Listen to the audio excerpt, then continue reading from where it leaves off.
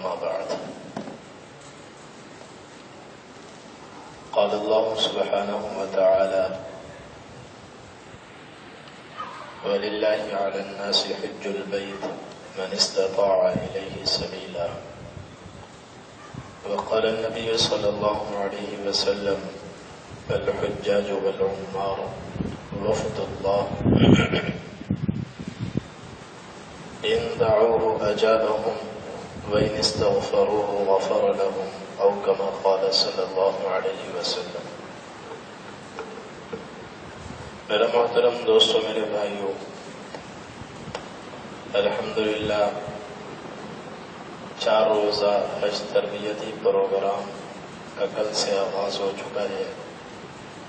آج اس کی دوسری نشست ہے، جس میں انشاءاللہ حج کی 3 اقسام، حج افراد، حج تمتع اور حج قران کا اجمالی تعارف آپ کی خدمت میں پیش کیا جائے گا۔ اور حجاج کرام عموماً جو حج کرتے ہیں وہ حج تمتع ہے، اور اس کے 2 حصے ہیں، ایک عمرہ اور دوسرا حج۔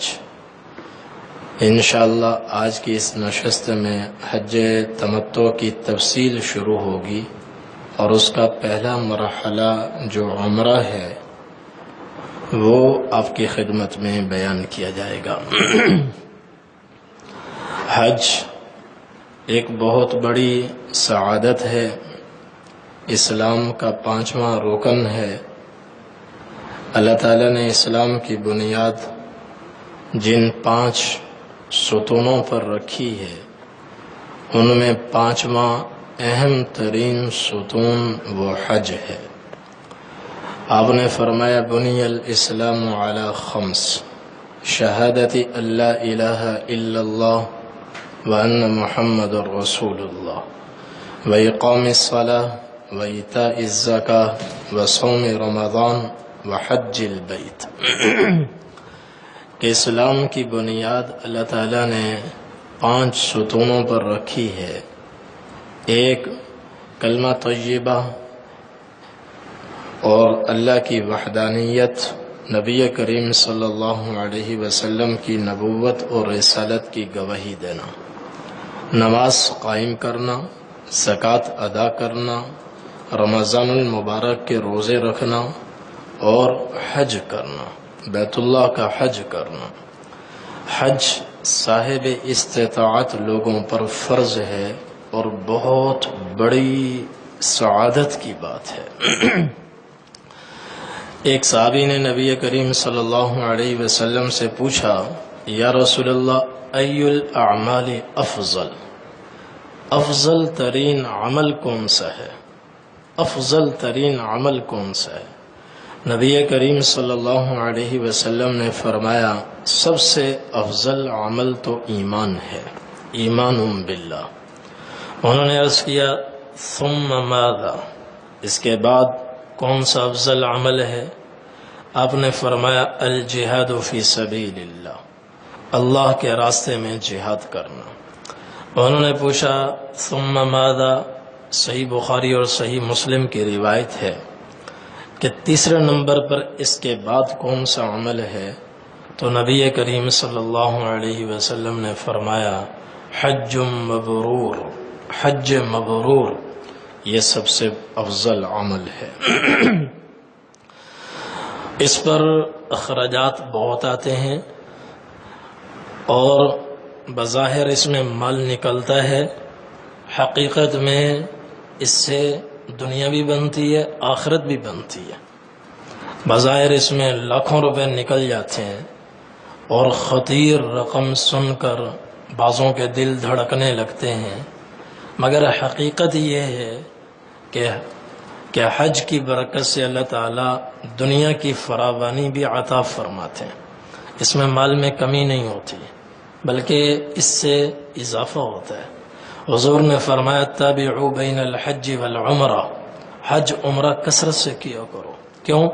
فإنہما ینفیان الفقر والذنوب کما ینفی الکیر خبث الحدید والذہب والفضہ۔ حج عمرہ کثرت سے کرنے سے فقر کے دروازے بھی بند ہوتے ہیں، فقر دور ہوتا ہے، اور گناہ انسان کے ایسے معاف ہوتے ہیں جیسے زنگ آلود لوہا، میلا کچیلا سونا چاندی بھٹی میں ڈالو اور وہ آگ میں جلے اور واپس آئے تو زنگ اتر چکا ہوتا ہے، لوہا چمکدار ہوتا ہے اور زیور بھی چمکتا ہوا باہر آتا ہے۔ ایسے ہی جب آدمی آداب کے ساتھ اور نبی کریم صلی اللہ علیہ وسلم کی سنت کے عین مطابق، آپ کے طریقے کے عین مطابق حج کو صحیح معنوں میں سیکھ کر کرتا ہے تو جب واپس آتا ہے تو فقر و فاقے کے دروازے بھی بند ہوتے ہیں، اللہ تعالیٰ مالی فراوانی بھی عطا فرماتے ہیں، اور ساتھ میں اللہ تعالیٰ اس کے اخلاق میں چمک دمک پیدا فرماتے ہیں، اس کے ایمان کو ایک جلا ملتی ہے، روشنی ملتی ہے، اس کے ایمان میں چمک پیدا ہوتی ہے، روشنی پیدا ہوتی ہے، صفات میں چمک آتی ہے۔ تو یہ بڑی سعادت کی بات ہے۔ تو حج کی 3 قسمیں ہیں، ایک حج افراد ہے اور ایک حج قران ہے اور ایک حج تمتع ہے۔ مختصر ان کا خلاصہ یہ ہے کہ حج افراد میں صرف حج ہوتا ہے، اس میں عمرہ نہیں ہوتا۔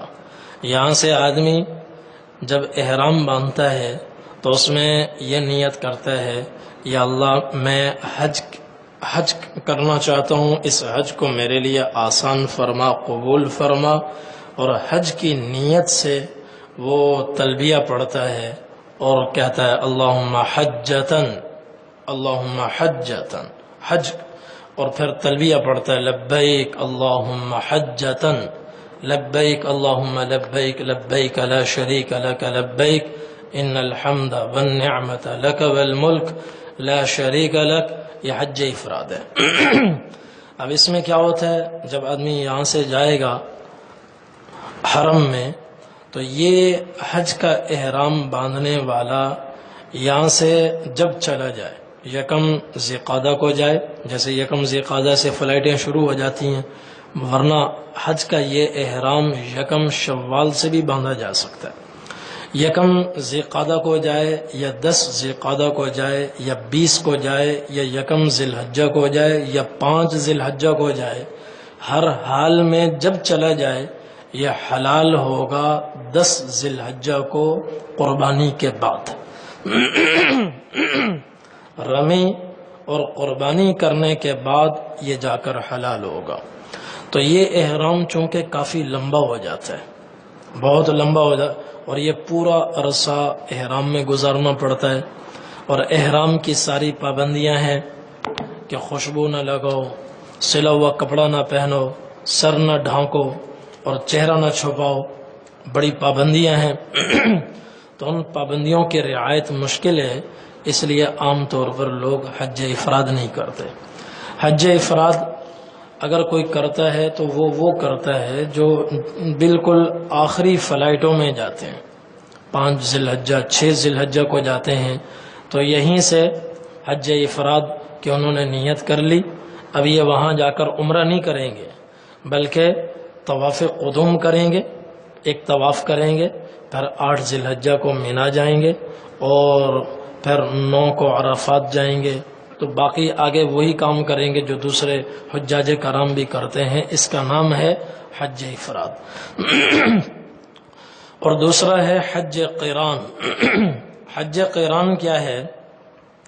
حج قران یہ ہے کہ آدمی یہاں سے بیک وقت حج اور عمرہ دونوں کا احرام باندھے، دونوں کا احرام باندھے، یا شروع میں حج کا احرام باندھے مگر عملی طور پر حج کے مناسک ادا کرنے سے پہلے پہلے عمرے کو بھی شامل کر لے، میقات سے پہلے پہلے عمرے کو بھی شامل کر لے، تو یہ آدمی قارن کہلاتا ہے، اور اس کا حج حج قران ہوگا۔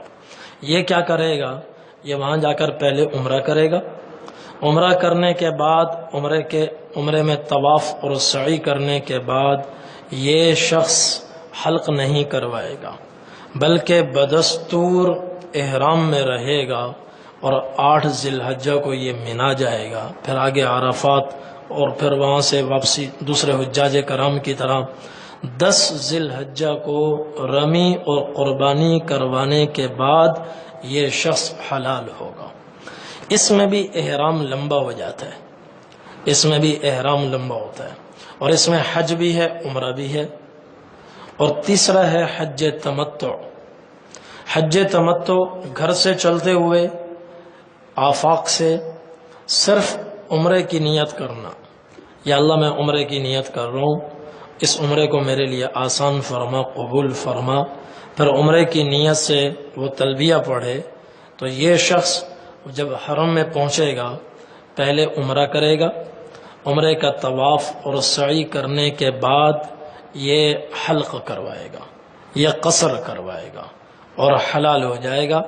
احرام کی چادریں اتار کر اپنے سلے ہوئے کپڑوں میں، عام کپڑوں میں آ جائے گا، احرام کی پابندیاں اس پر ختم ہو جائیں گی۔ اب اسے 5 دن رہنا ہے، 10 دن رہنا ہے، جتنے دن رہنا ہے عام لباس میں رہے گا۔ 8 ذی الحجہ کو یہ دوبارہ احرام باندھے گا حج کا، وہیں حرم سے، اور سیدھا جائے گا مینا، اور وہاں سے جو دوسرے حجاج کرام کریں گے، مینا جانے کے بعد قران والے، افراد والے، تمتع والے سب ایک جیسے مناسک ادا کرتے ہیں، آگے کوئی فرق نہیں ہے۔ بس اتنا فرق ہے کہ جو حج افراد کرتا ہے اس کے ذمے قربانی نہیں ہے، اس کے ذمے قربانی نہیں ہے، واجب نہیں ہے، ہاں مستحب یہ ہے کہ وہ بھی قربانی پیش کرے۔ اور جو حج تمتع اور حج قران کرتا ہے اس پر لازم ہے کہ وہ دم تمتع، دم قران، شکرانے کا دم پیش کرے۔ اور یہ دم کس لیے ہوتا ہے؟ اس شکرانے میں ہوتا ہے کہ اللہ تبارک و تعالی نے ایک سفر میں حج اور عمرہ دونوں ادا کرنے کی توفیق عطا فرمائی، ورنہ حج کے لیے الگ سفر ہوتا، عمرے کے لیے الگ سفر ہوتا، دونوں اللہ تعالیٰ نے ایک سفر میں ادا کرنے کی توفیق عطا فرمائی، تو اس لیے یہ دم شکر ادا کیا جاتا ہے۔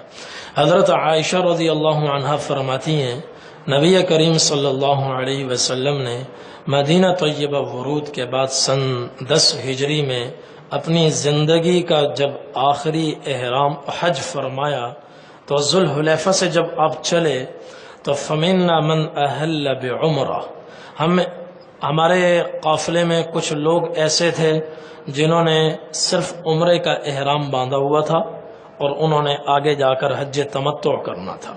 وَمِنَّا مَنْ أَحَلَّ بِحَجٍّ وَعُمْرَةٍ، اور کچھ لوگ ایسے تھے جنہوں نے حج اور عمرہ دونوں کا احرام باندھا ہوا تھا اور حج قران کر رہے تھے۔ وَمِنَّا مَنْ أَحَلَّ بِحَجٍّ، اور کچھ لوگ ایسے تھے جنہوں نے حج افراد کا احرام باندھا ہوا تھا اور حج افراد کر رہے تھے۔ آپ صلی اللہ علیہ وسلم 25 یا 26 ذی القعدہ کو مدینہ طیبہ سے چلے تو قافلے میں تینوں طرح کے لوگ تھے، صرف عمرہ کرنے والے بھی تھے جنہوں نے حج تمتع کرنا تھا، صرف عمرے کا احرام باندھنے والے، حج اور عمرہ دونوں کا احرام باندھنے والے، اور صرف حج کا احرام باندھنے والے۔ تو حضرت عائشہ رضی اللہ عنہ فرماتی ہیں جنہوں نے صرف عمرے کا احرام باندھا تھا وہ مکہ آئے، انہوں نے طواف اور سعی کی، عمرے کے مناسک ادا کیے، فحل، پھر وہ حلال ہو گئے، عام کپڑوں میں آ گئے۔ اور جنہوں نے حج اور عمرہ دونوں کا احرام باندھا ہوا تھا یا صرف حج کا احرام باندھا تھا وہ 10 ذی الحجہ کو جا کر حلال ہوئے، اس سے پہلے وہ حلال نہ ہو سکے، نہ ہو سکتے تھے۔ ان 3 قسموں میں سب سے افضل قسم ہے حج قران، چونکہ اس میں مشقت زیادہ ہے، مجاہدہ زیادہ ہے، یہ عام طور پر احرام لمبا ہو جاتا ہے، ہر آدمی اخیر میں نہیں جاتا، اکثر حجاج کرام ذی القعدہ میں جا رہے ہوتے ہیں تو یہ احرام کبھی 20 دن ہو جاتا ہے، کبھی 1 مہینے کا ہو جاتا ہے، کبھی 1 چلے کا ہو جاتا ہے، اور کبھی 10 دن کا ہوتا ہے۔ اس میں مشقت زیادہ ہے، اور نبی کریم صلی اللہ علیہ وسلم نے جو اپنی زندگی کا آخری حج فرمایا وہ حج قران تھا۔ آپ کا حج حج قران تھا۔ شروع میں نبی کریم صلی اللہ علیہ وسلم نے صرف حج کا احرام باندھا، اور اس زمانے میں، آپ کے زمانے میں، یہ ایک روایت تھی کہ حج کے مہینوں میں عمرہ کرنا بہت ہی معیوب سمجھا جاتا تھا، اور اللہ تعالیٰ کو یہ رسم توڑوانی تھی۔ تو آپ صلی اللہ علیہ وسلم نے ذوالحلیفہ میں صرف حج کا احرام باندھا۔ جب آپ چلے اور وادی عقیق میں پہنچے، جبرائیل علیہ السلام حاضر خدمت ہوئے، عرض کہ یا رسول اللہ، یہ بڑی مبارک وادی ہے، آپ یہاں اتر کر نماز پڑھیں، اور اللہ تعالیٰ فرماتے ہیں آپ حج میں عمرے کو بھی شامل فرمائیں۔ چنانچہ آپ نے اس وقت فرمایا اللہم حج لبیک اللہم حجتا وعمرتا، تو اب عمرہ بھی شامل ہو گیا۔ تو اب آپ صلی اللہ علیہ وسلم کا حج حج قران تھا۔ چنانچہ جب آپ مکہ مکرمہ میں تشریف لائے تو آپ صلی اللہ علیہ وسلم نے طواف فرمایا اور سعی کی۔ سعی کرنے کے بعد مروہ پر آپ نے صحابہ سے فرمایا لو ان استقبلت من امری مستدبرت لم اسق الہدی وجعلتها عمرة، کہ میرے پاس ہدی کا جانور ہے، اگر ہدی کا جانور نہ ہوتا تو میں حلال ہو جاتا، اور جن لوگوں نے صرف عمرے کا احرام باندھا ہے اور ان کے ساتھ ہدی کا جانور نہیں ہے تو وہ عمرہ کر کر حلال ہو جائیں، وہ حلال ہو جائیں، اور جن کے ساتھ قربانی کے جانور ہیں وہ حلال نہ ہوں، وہ 10 ذی الحجہ کو جا کر حلال ہوں گے۔ تو حج قران سب سے افضل ہے، چونکہ اس میں مشقت زیادہ ہے، مشقت زیادہ ہے۔ اور حضور صلی اللہ علیہ وسلم کے ساتھ قافلے میں جو صحابہ شریک تھے، کچھ افراد کرنے والے بھی تھے، قران کرنے والے بھی تھے، اور تمتع کرنے والے بھی تھے، اس لیے قیامت تک کے لیے یہ تینوں قسمیں جائز ہیں۔ اپنی سہولت کے اعتبار سے جو مجاہدے والے ہیں، ریاضت والے ہیں، وہ قران کر لیں، اور جن میں زیادہ ہمت نہیں ہے اور ڈر ہے اور مسائل سے بھی زیادہ واقفیت نہیں ہے، کہیں ایسا نہ ہو کوئی ایسی غلطی جنایت ہو جائے جس میں دم لازم ہو جائے، تو ان کے لیے آسان ہے حج تمتع کرنا۔ اور عموماً حجاج کرام جو حج کے لیے جاتے ہیں، کوئی 95% لوگ حج تمتع کرتے ہیں، اس لیے ہم حج تمتع کا طریقہ آپ کی خدمت میں بیان کریں گے۔ تو حج تمتع کا طریقہ یہ ہے، مختصر یہاں اپنے مقام سے، آفاق سے حج تمتع اور قران۔ ایک بات اور، جو لوگ حرم میں رہتے ہیں یا حل میں رہتے ہیں، حرم کے باہر کچھ جگہ ہے اس کو حل کہتے ہیں، اور ایک مخصوص بیت اللہ شریف کے گرد زمین کا ٹکڑا ہے، اس کو حرم کہتے ہیں، اور اس ٹکڑے کے باہر ایک خاص دائرے کے اندر ایک جگہ ہے، اس کو حل کہتے ہیں۔ اور حل کے باہر جو لوگ ہیں دنیا کے آخری کنارے تک چاروں طرف، اس کو کہتے ہیں آفاق۔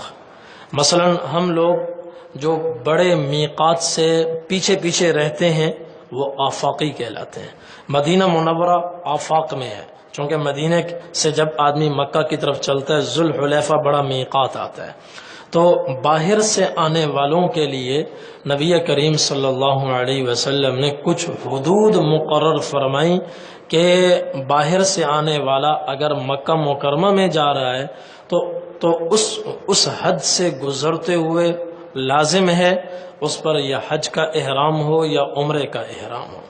یہ جو حج کی تینوں قسمیں ہیں، یہ تینوں قسمیں ان لوگوں کے لیے ہیں جو آفاق میں رہتے ہیں، اور جو لوگ حرم میں رہتے ہیں یا حرم کے باہر حل کے اندر رہتے ہیں وہ صرف حج افراد کر سکتے ہیں، قران اور تمتع نہیں کر سکتے، اس لیے کہ حج قران اور تمتع کا اللہ تعالیٰ نے حکم احکامات جہاں بیان فرمائے اس آیت کے تحت بیان فرمائے وَأَتِمُّ الْحَجَّ وَالْعُمْرَةَ لِلَّهِ، اور آگے فَمَن تَمَتَّعَ بِالْعُمْرَةِ إِلَى الْحَجِّ، اسی سے آگے چل کر فرمایا ذَلِكَ لِمَن لَّمْ يَكُنْ أَهْلُهُ حَاضِرِ الْمَسْجِدِ الْحَرَامِ، کہ یہ تمتع اور قران ان لوگوں کے لیے ہے جو مسجد الحرام کے آس پاس رہنے والے نہ ہوں۔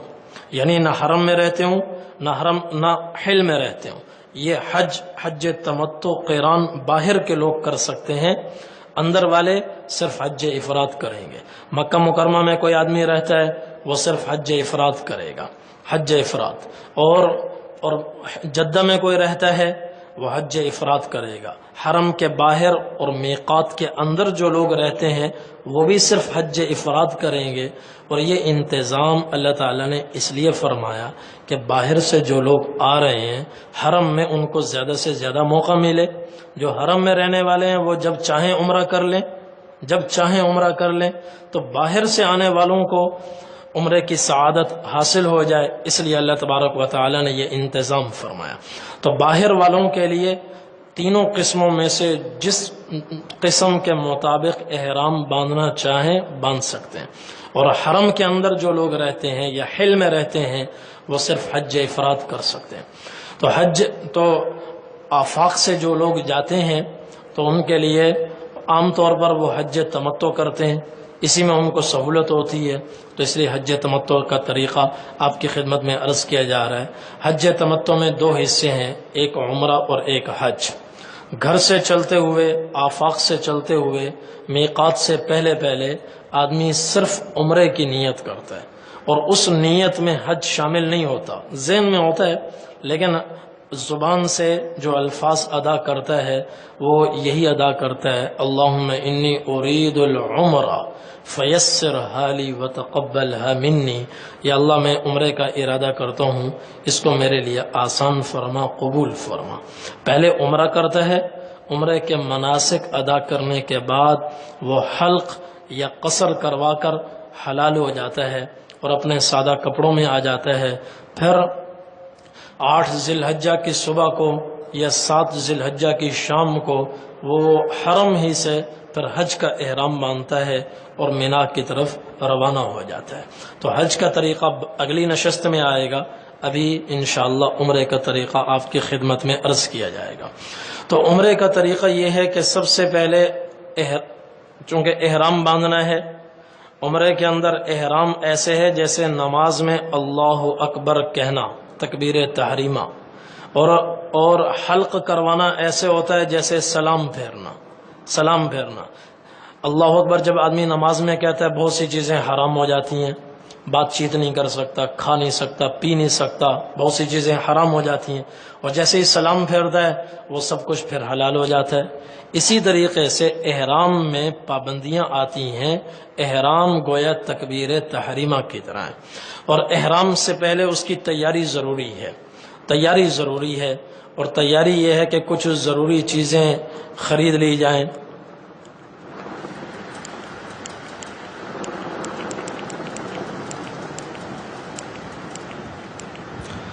کچھ ضروری چیزیں خرید لی جائیں، 2 چادریں ہوں اور بیلٹ ہو، نقد رقوم اور پاسپورٹ وغیرہ رکھنے کے لیے، اور ایک چپل کی تھیلی ہو جس میں جو وہاں پر بہت زیادہ کام آتی ہے، جس میں چپل ڈال کر آدمی اپنے ساتھ رکھتا ہے، ورنہ کہیں بھی رکھنے سے وہ ادھر ادھر ہو جاتی ہے، پھر آدمی کو پریشانی ہوتی ہے. اسی طرح ایک بیگ، اس کا بھی انتظام پہلے سے کر لیا جائے. یہ کچھ چیزیں پہلے سے خرید کر رکھ لیں. اور جب احرام باندھنے کا ارادہ ہو تو سب سے پہلے غسل کریں اور جسم کی صفائی کریں. غیر ضروری بال اور ناخن وغیرہ تراش لیں، اچھی طرح غسل کریں. اور اس غسل کے 2 مقاصد ہیں. یہ غسل 2 مقصد کے لیے ہوتا ہے. ایک یہ کہ جسم کو نظافت حاصل ہو جائے، جسم صاف ستھرا ہو جائے، اور دوسرا مقصد یہ ہے کہ طہارت بھی حاصل ہو جائے، ہمیں پاکی بھی حاصل ہو جائے.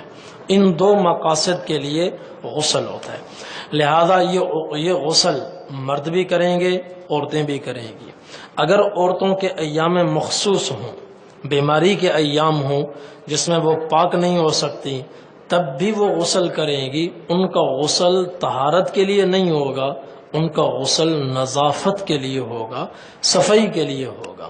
چنانچہ نبی کریم صلی اللہ علیہ وسلم جب مدینہ طیبہ سے چلے، ذوالحلیفہ میقات پر پہنچے تو حضرت اسما بنت عمیس رضی اللہ عنہا کے ہاں بچے کی ولادت ہوئی، محمد بن ابی بکر پیدا ہوئے، اور وہ نفاس میں مبتلا ہو گئیں، ان کے ایام مخصوص شروع ہو گئے۔ نبی کریم صلی اللہ علیہ وسلم کے پاس انہوں نے پیغام بھیجا، یا رسول اللہ ماذا اصنع، اب میں کیا کروں؟ نبی کریم صلی اللہ علیہ وسلم نے فرمایا استنفری بثوب واغتسلی، تم کوئی لنگوٹ وغیرہ باندھ لو، غسل کرو، واحرمی، اور تم بھی حج کی نیت کے ساتھ تلبیہ پڑھو، احرام میں آ جاؤ۔ تو اس لیے یہ غسل مرد بھی کریں گے، عورتیں بھی کریں گی، حتیٰ کہ اگر عورتیں اپنے مخصوص ایام میں ہوں، بیماری کے ایام میں ہوں، تب بھی وہ غسل کریں گی، اور ان کا غسل نظافت کے لیے ہوگا، صفائی کے لیے ہوگا، اگرچہ ان کو طہارت حاصل نہیں ہو سکتی۔ تو یہ غسل، صفائی ستھرائی اور غسل کے بعد سلے ہوئے کپڑے اتار دینے ہیں، اس کی جگہ چادریں پہننی ہیں، اور خوشبو کا انتظام ہو، اپنے بدن پر خوشبو لگا لیں، اس کی مہک بعد میں بے شک آتی رہے۔ ابھی احرام کی طرف ہم جا رہے ہیں، احرام میں ابھی داخل نہیں ہوئے، تو احرام سے پہلے خوشبو لگائی جا سکتی ہے۔ حضرت عائشہ رضی اللہ عنہا فرماتی ہیں كنت اطيب رسول اللہ صلی اللہ علیہ وسلم لإحرامه قبل ان يحرم، نبی کریم صلی اللہ علیہ وسلم جب احرام کا ارادہ فرماتے، احرام کی تیاری فرماتے، احرام سے پہلے میں آپ کو خوشبو لگا دیا کرتی تھی۔ وَلِحِلِّهِ قَبْلَ أَن يَطُوفَ بِالْبَيْتِ بِطِيبٍ فِيهِ مِسْكٌ، اور پھر جب 10 ذی الحجہ کو نبی کریم صلی اللہ علیہ وسلم احرام سے حلال ہوتے، تب بھی میں اپنے ہاتھوں سے حضور صلی اللہ علیہ وسلم کو خوشبو لگاتی تھی۔ تو احرام سے پہلے خوشبو لگانا بھی مسنون، اور جب احرام کھولیں اس وقت خوشبو لگانا بھی مسنون ہے، اور اس کے اثرات احرام کے بعد نظر آتے رہیں، اس سے کوئی فرق نہیں پڑتا۔ چنانچہ حضرت عائشہ رضی اللہ عنہا فرماتی ہیں وَكَأَنِّي أَنظُرُ إِلَى وَبِيسِ الطِّيبِ فِي مَفَارِقِ رسول اللہ صلی اللہ علیہ وسلم، میں مشک خوشبو آپ کے بدن پر لگاتی تھی، اور آپ کی مانگ میں بھی لگاتی تھی۔ احرام کے بعد آپ کی مانگ میں خوشبو کی چمک مجھے نظر آتی تھی۔ تو اس لیے اس سے معلوم ہوا خوشبو کے اثرات بعد میں باقی رہیں، اس سے احرام پر کوئی فرق نہیں پڑتا۔ ہاں، احرام میں جانے کے بعد، محرم بننے کے بعد پھر خوشبو استعمال نہیں کر سکتے۔ اگلی بات، غسل ہو گیا، احرام کی چادریں ہم نے پہن لی، ایک چادر بطور تہبند کے اور دوسری چادر اپنے اوپر لے لی، اور تو اس کے بعد اگر گھر ہی سے احرام باندھنا ہو تو مصلی بچھائیں اور 2 رکعت نماز ادا کریں، 2 رکعت نماز ادا کریں، اور ان 2 رکعتوں میں کوئی سی بھی صورت پڑھی جا سکتی ہے، مگر افضل یہ ہے کہ پہلی رکعت میں سورہ فاتحہ کے بعد سورۃ الکافرون پڑھی جائے، اور دوسری رکعت میں سورہ فاتحہ کے بعد سورۃ الاخلاص پڑھی جائے، اور سلام پھیرنے کے بعد یہ 2 رکعتیں جب ہم پڑھیں گے سر ڈھک کر پڑھیں گے، چونکہ ابھی تک ہم محرم نہیں ہوئے، احرام کی طرف بڑھ رہے ہیں، احرام کی طرف جا رہے ہیں، ابھی تک ہم احرام میں نہیں آئے، تو 2 رکعتیں سر ڈھک کر پڑھیں گے، اور 2 رکعتوں سے فارغ ہو کر اگر گھر ہی سے احرام کی نیت کرنی ہو، جیسا کہ افضل یہی ہے کہ گھر سے ہی نیت کر لی جائے، تو سر سے کپڑا اتاریں اور عمرے کے احرام کی نیت کے ساتھ تلبیہ پڑھیں، نیت کے ساتھ تلبیہ پڑھیں۔ تو جیسے ہی ہم عمرے کے احرام کی نیت کے ساتھ تلبیہ پڑھیں گے، اب ہم محرم ہو گئے۔ صرف تلبیہ پڑھنے سے بھی آدمی محرم نہیں ہوتا، اور صرف نیت کرنے سے بھی محرم نہیں ہوتا، نیت اور تلبیہ دونوں جب جمع ہوتے ہیں تو آدمی محرم ہو جاتا ہے۔ تو اگر گھر میں احرام باندھنے کی ہمت نہ ہو، خطرہ ہو کہ کہیں ایسا نہ ہو فلائٹ لیٹ ہو جائے یا اس کا شیڈول تبدیل ہو جائے، تو پھر ایسا ہے کہ گھر میں غسل کر لیں، احرام کی چادریں پہن لیں، 2 رکعت نماز ادا کر لیں، دعا کر لیں، مگر ابھی نیت نہ کریں، اور ایئرپورٹ چلیں۔ اور ایئرپورٹ چلیں کراچی ایئرپورٹ پر، اور وہاں سے اپنی جو ضرورتیں وہاں سے فارغ ہو کر، امیگریشن وغیرہ سے فارغ ہو کر جب جہاز میں بیٹھ جائیں اور جہاز اڑ جائے، اس کی پرواز تھوڑی دیر کے لیے بلند ہو جائے، 10-15 منٹ گزر جائیں، اس وقت پھر تلبیہ پڑھیں۔ یا اس کی بھی گنجائش ہے کہ ابھی بھی تلبیہ نہ پڑھیں، مگر میقات آنے سے پہلے پہلے تلبیہ پڑھنا ضروری ہے۔ اور حج کے اور جہاز کے اندر اعلان ہو جاتا ہے کہ ابھی 5 منٹ کے بعد ہم میقات سے گزریں گے، لہذا حجاج کرام معتمرین اپنے اپنے احرام کی نیت کر لیں اور تلبیہ پڑھ لیں۔ جہاز میں یہ اعلان ہوتا ہے، لیکن اس وقت بسا اوقات خطرہ ہو، چونکہ لمبا سفر ہے، 4 گھنٹے کا سفر ہے، اس لیے بسا اوقات آنکھ لگ جاتی ہے، نیند آ جاتی ہے، خطرہ ہوتا ہے کہ کہیں ایسا نہ ہو کہ بلا احرام ہم میقات سے گزر جائیں۔ اور اگر بلا احرام میقات سے گزر گئے اور آگے جا کر احرام باندھا اور حج کے عمرے کے افعال شروع کر دیے تو ایسی صورت میں دم دینا لازم ہو جائے گا۔ اس لیے اس سے پہلے پہلے احرام باندھنا ضروری ہے، احرام باندھنا ضروری ہے۔ تو یا تو گھر میں ہی نیت کر لیں، یا جہاز جب فضا میں بلند ہو جائے تو اس وقت نیت کر لیں۔ تو نیت کرنے کے بعد ہم محرم ہو گئے، حالت احرام میں آ گئے۔ اب اب احرام کی پابندیاں ہم پر لازم ہو جائیں گی۔ احرام کی پابندیاں کیا ہیں؟ کہ کوئی سلا ہوا کپڑا نہیں استعمال کر سکتے۔ آپ نے فرمایا، آپ نے لا تلبس القمص، کرتے مت پہنو، ولا العمائم، سروں پہ پگڑیاں نہ پہنو، ولا سراویلات، شلوار نہ پہنو سلی ہوئی، اور اسی طرح فرمایا کہ موزے استعمال نہ کرو، موزے استعمال نہ کرو، چہرہ نہ ڈھانپو، خوشبو نہ لگاؤ، خوشبو استعمال نہیں کر سکتے، موزے نہیں پہن سکتے، اور بند جوتی نہیں پہن سکتے۔ ضروری ہے کہ ایسی چپل ہو جس میں یہ پاؤں کی ابھری ہوئی ہڈی کھلی رہے اور دونوں طرف کے جو ٹخنے ہیں یہ دونوں ٹخنے بھی کھلے رہیں، اس کے اوپر کوئی چیز نہ آئے۔ تو عام تو ہمارے ہاں جو 2 پٹی والی چپل ملتی ہے، یہ چپل استعمال کی جائے، اس میں یہ ہڈی بھی کھلی رہتی ہے اور یہ دونوں ٹخنے بھی اس میں کھلے رہتے ہیں، دونوں ٹخنے کھلے ہونے ضروری ہے۔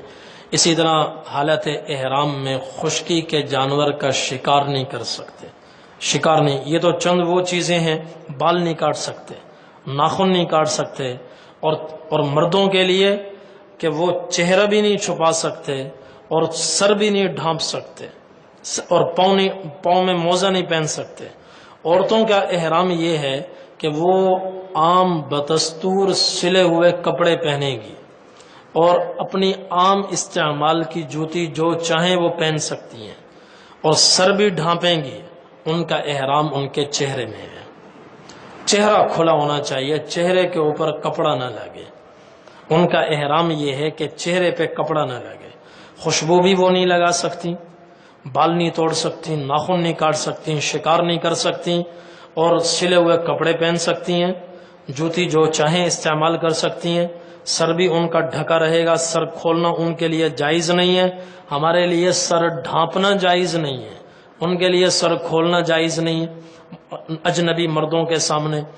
اسی طرح ان کا احرام چہرے پہ کپڑا نہ آئے، چہرے پہ کپڑا نہ لگے، پردہ کرنا بھی ضروری ہے، اور اس کا بھی اہتمام ضروری ہے کہ کپڑا چہرے کو نہ لگے، تو پردہ بھی ضروری ہے۔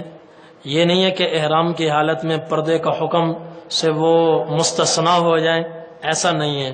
حضرت عائشہ رضی اللہ عنہا فرماتی ہیں، کان الرکبان یمرون بنا ونحن مع رسول اللہ صلی اللہ علیہ وسلم محرمات، کہ ہم نے نبی کریم صلی اللہ علیہ وسلم کے ساتھ احرام باندھا ہوا تھا، ہم احرام میں تھیں اور قافلے ہمارے قریب سے گزرتے تھے۔ فَإِذَا حَاذُوا بِنَا سَدَلَتْ إِحْدَانَا جِلْبَابَهَا مِنْ رَأْسِهَا عَلَى وَجْهِهَا، جب کوئی قافلہ ہمارے بالکل قریب سے گزرتا تو ہم لوگ چہرے پہ کپڑا ڈال لیا کرتی تھیں اور اس طرح پردہ کر لیا کرتی تھیں کہ کپڑا چہرے کو نہ لگے، پردہ بھی ہو جائے اور کپڑا چہرے کو نہ لگے۔ فَإِذَا جَاوَزُونَا، کشفنا، جب وہ قافلے ہم سے دور نکل جاتے پھر ہم چہرہ کھول لیا کرتی تھی۔ اس حدیث سے معلوم ہوا کہ پردہ بھی ضروری ہے۔ احرام کی حالت میں عورتوں کو پردے سے استثناء حاصل نہیں ہے۔ تو اس کا طریقہ یہ ہے کہ ان کے لیے ایک خاص قسم کا وہ ملتا ہے، میں ابھی دکھاتا ہوں آپ کو، یہ خاص قسم کا برقع ملتا ہے، ایک ہیٹ ہے جو سر پر وہ پہنتی ہیں اور آگے ماتھے کے سامنے ایک چھجا بنا ہوتا ہے جس پر نقاب وہ ڈال دیتی ہیں، تو اس سے یہ ہوتا ہے پردہ بھی ہو جاتا ہے اور چہرہ کپڑے کو بھی نہیں لگتا، چہرہ کپڑے کو بھی نہیں لگتا۔ تو یہ احرام کی پابندیاں ہیں، احرام کی پابندیاں، اور حالت احرام میں جو پابندیاں ہیں ان سے بچنا ضروری ہے۔ اور احرام کی حالت میں کچھ چیزیں جائز ہیں، گرمی لگے جب چاہیں ٹھنڈے تازہ پانی سے غسل کر سکتے ہیں۔ صابن کا استعمال اگر صابن بغیر خوشبو کے ہے وہ لگایا جا سکتا ہے، مگر نہ لگانا افضل ہے، لگانا پسندیدہ نہیں ہے۔ اور بدن سے میل کچیل کھرچنا دور کرنا حالت احرام میں یہ مکروہ ہے، یہ مکروہ ہے۔ اور جسم میں کوئی عضو اگر زخمی ہو جائے، چوٹ آ جائے، چہرے اور سر کے علاوہ اس پر پٹی باندھنے کی ضرورت پڑے، اس پر پٹی بھی باندھی جا سکتی ہے۔ اور اگر چہرے پہ زخم ہو اور سر پہ زخم ہو تو اس پر اور پٹی اتنی ہو کہ اس میں چوتھائی چہرہ چھپتا ہو، چوتھائی سر چھپتا ہو، تب بھی چہرے اور سر پر پٹی نہیں باندھ سکتے۔ مجبوری میں اگر باندھنی پڑ جائے اور ایک دن ایک رات سے زیادہ، ایک دن یا ایک رات سے زیادہ کوئی آدمی پٹی باندھ لے تو اس کو تین میں سے ایک کا اختیار ہے، یا تو ایک دم دے دے، یا 6 مسکینوں کو کھانا کھلائے صبح و شام، یا ہر مسکین کو صدقۃ الفطر کی مقدار کھانا دے دے، یا 3 روزے رکھے، یہ اس کا حکم ہے۔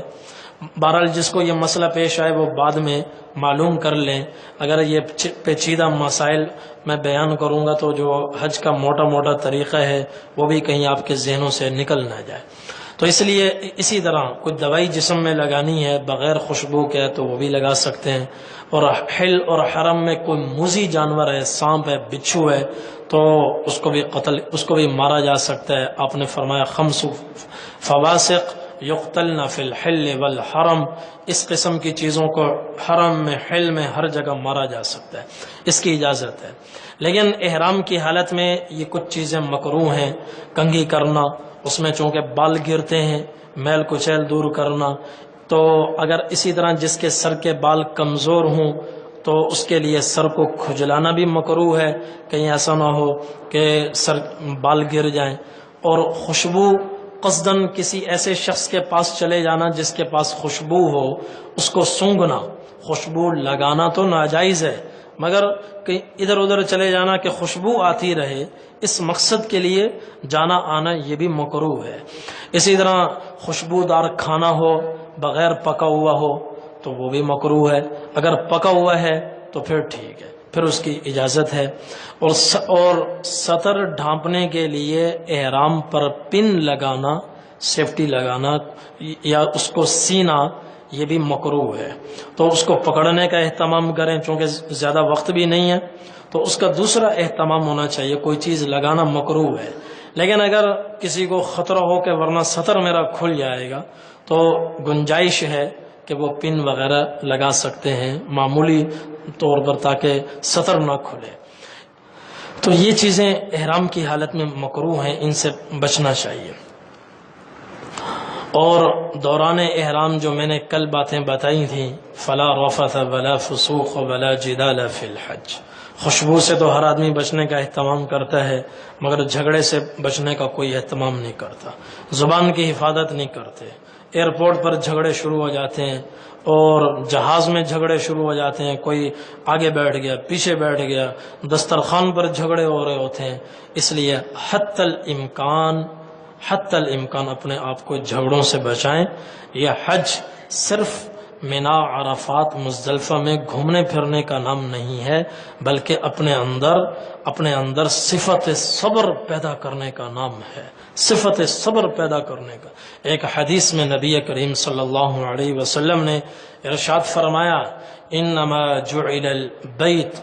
جعل الطواف بالبیت والسعی بین الصفا والمروہ ورمی الجمار لإقامت ذکر اللہ، کہ بیت اللہ کا طواف کس لیے ہے، صفا مروہ کی سعی کس لیے ہے، اور جمرات کی رمی کیوں ہے؟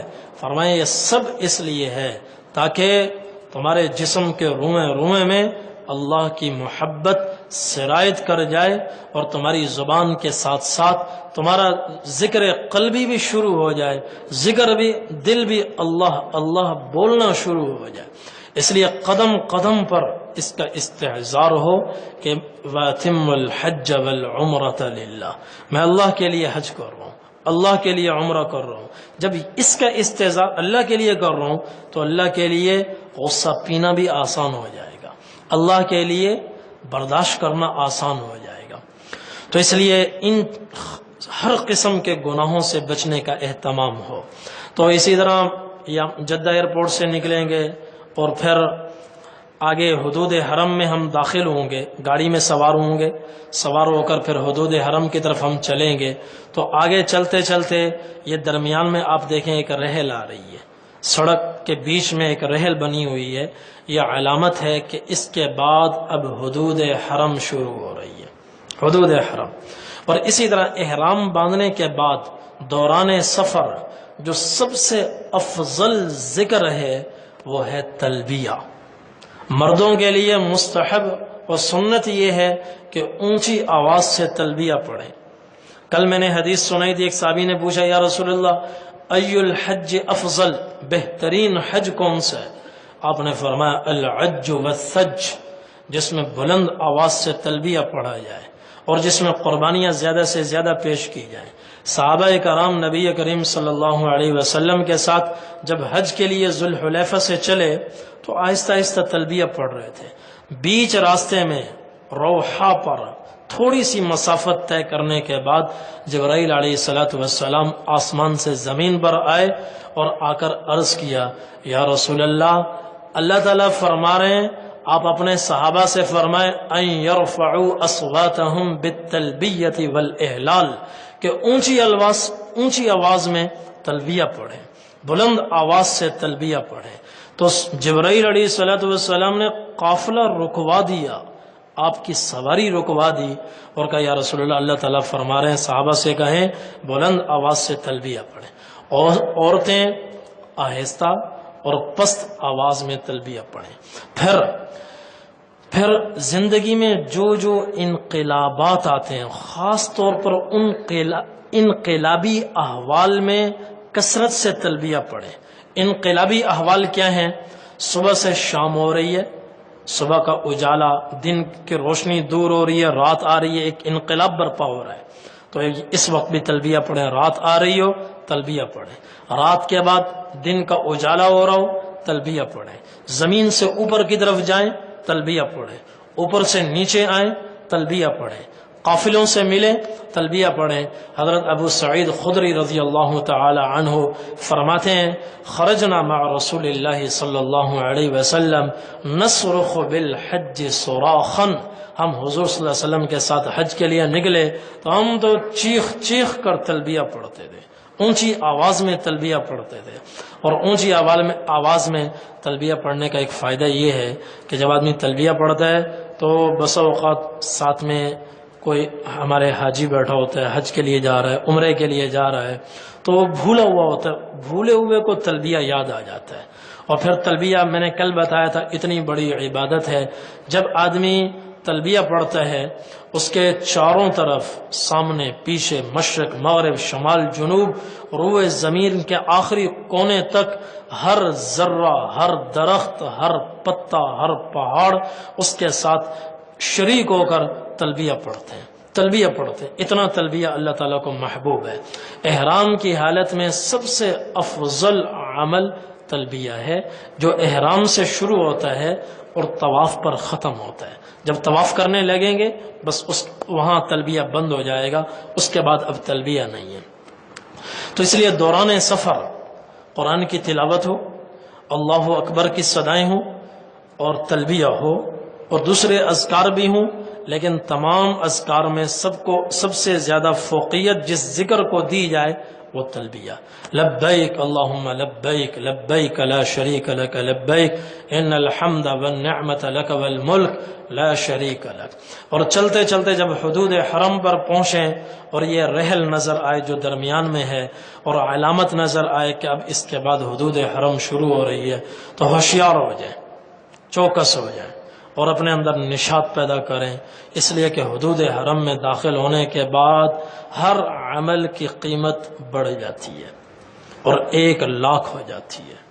یہاں 1,00,000 مرتبہ اللہ اکبر کہیں، حدود حرم میں 1 مرتبہ اللہ اکبر کہیں برابر ہے. یہاں 1,00,000 مرتبہ لا الہ الا اللہ پڑھیں اور حدود حرم میں 1 مرتبہ لا الہ الا اللہ کہیں برابر ہے. یہاں 1,00,000 مرتبہ قرآن ختم کریں، حدود حرم میں 1 مرتبہ قرآن کریم ختم کریں برابر ہے. کتنی قیمت بڑھ گئی. ساری زندگی لگا کر صبح و شام تلاوت کر کے کوئی آدمی 1,00,000 مرتبہ قرآن کریم نہیں پڑھ سکتا، اور وہاں 1 مرتبہ پڑھیں اور نامہ اعمال میں 1,00,000 مرتبہ قرآن کریم لکھا جائے گا، تو کتنا عمل کی قیمت بڑھ گئی. اس لیے اپنے اوقات کو قیمتی بنائیں اور لغویات سے اپنے آپ کو بچائیں، فضول گوئی سے اپنے آپ کو بچائیں.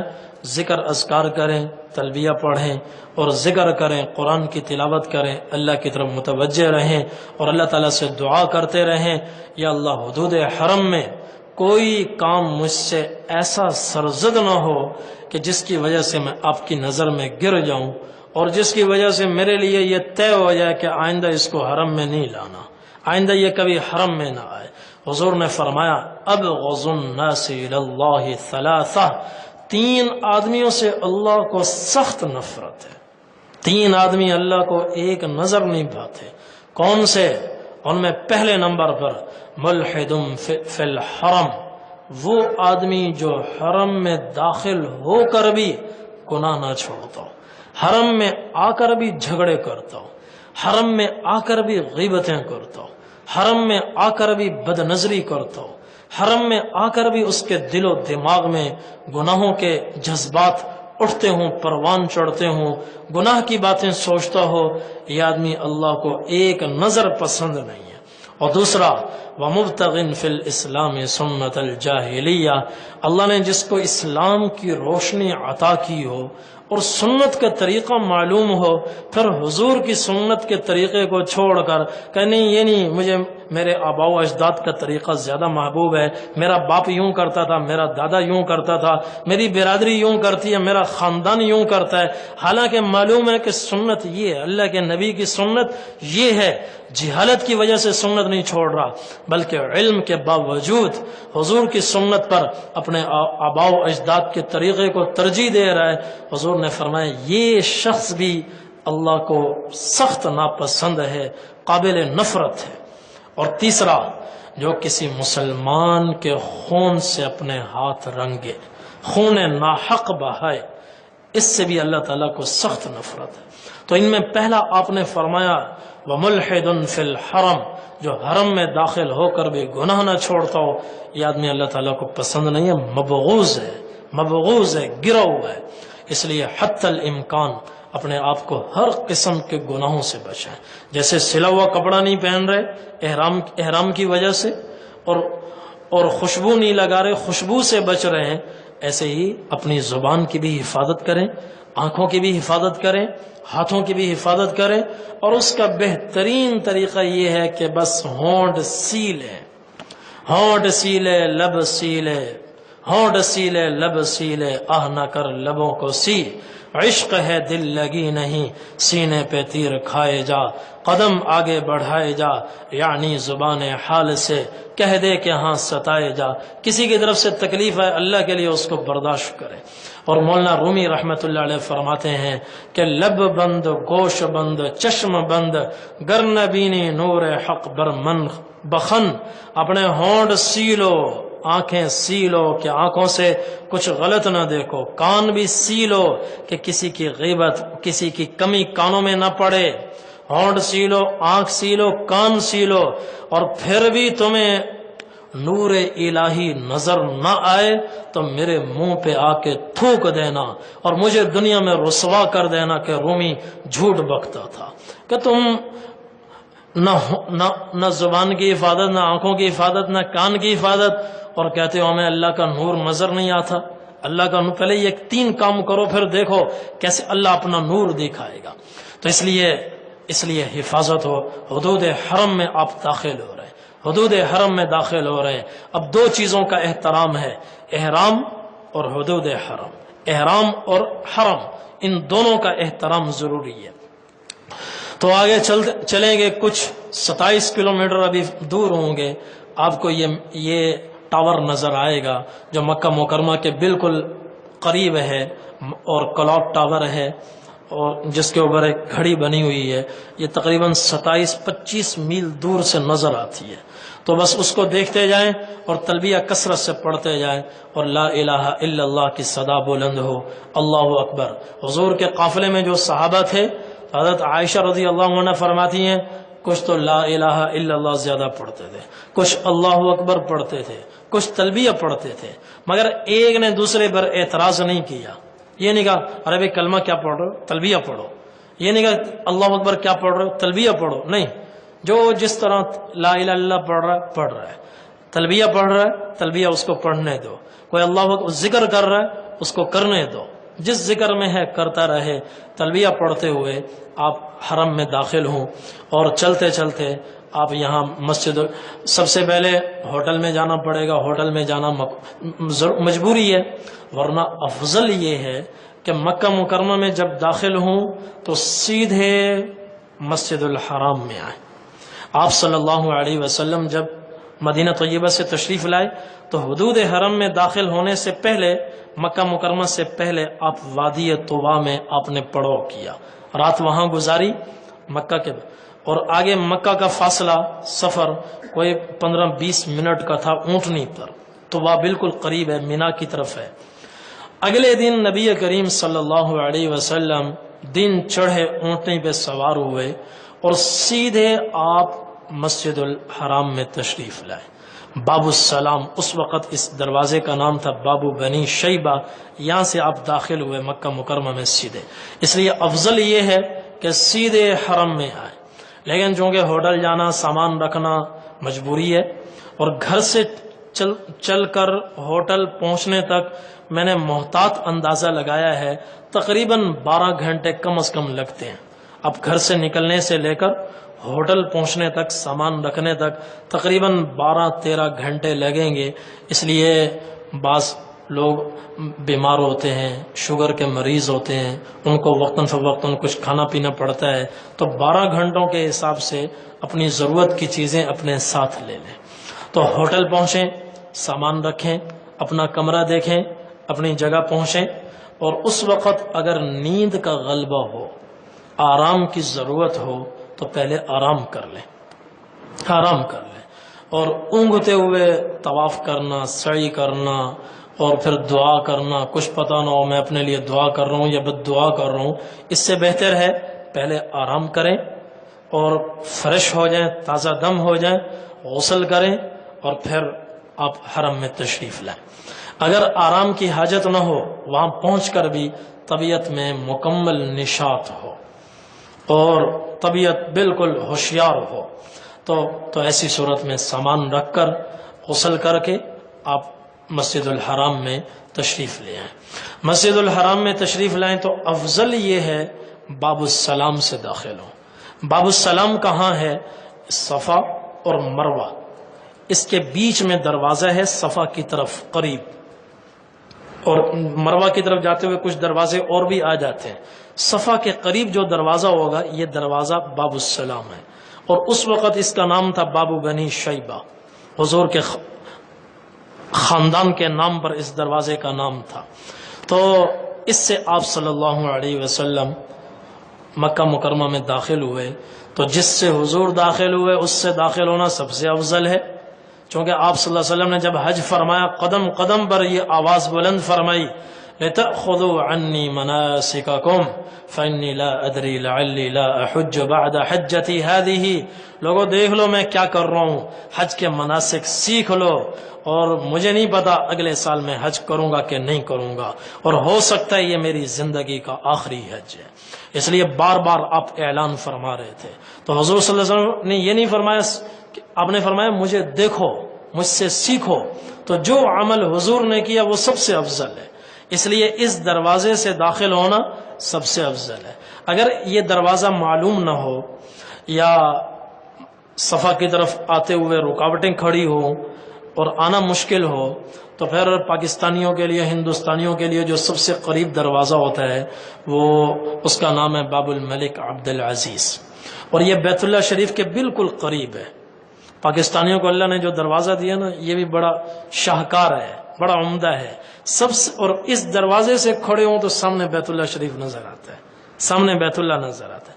تو اس لیے جب حرم میں داخل ہونے لگے تو اس دروازے سے داخل ہوں تو جیسے ہی بیت اللہ شریف پر نظر پڑے راستے سے ایک طرف کھڑے ہو جائیں، بیٹھے نہیں کھڑے ہو جائیں، اور کھڑے کھڑے بیت اللہ شریف کو دیکھ کر کہیں اللہ اکبر اللہ اکبر اللہ اکبر لا الہ الا اللہ لا الہ الا اللہ لا الہ الا اللہ.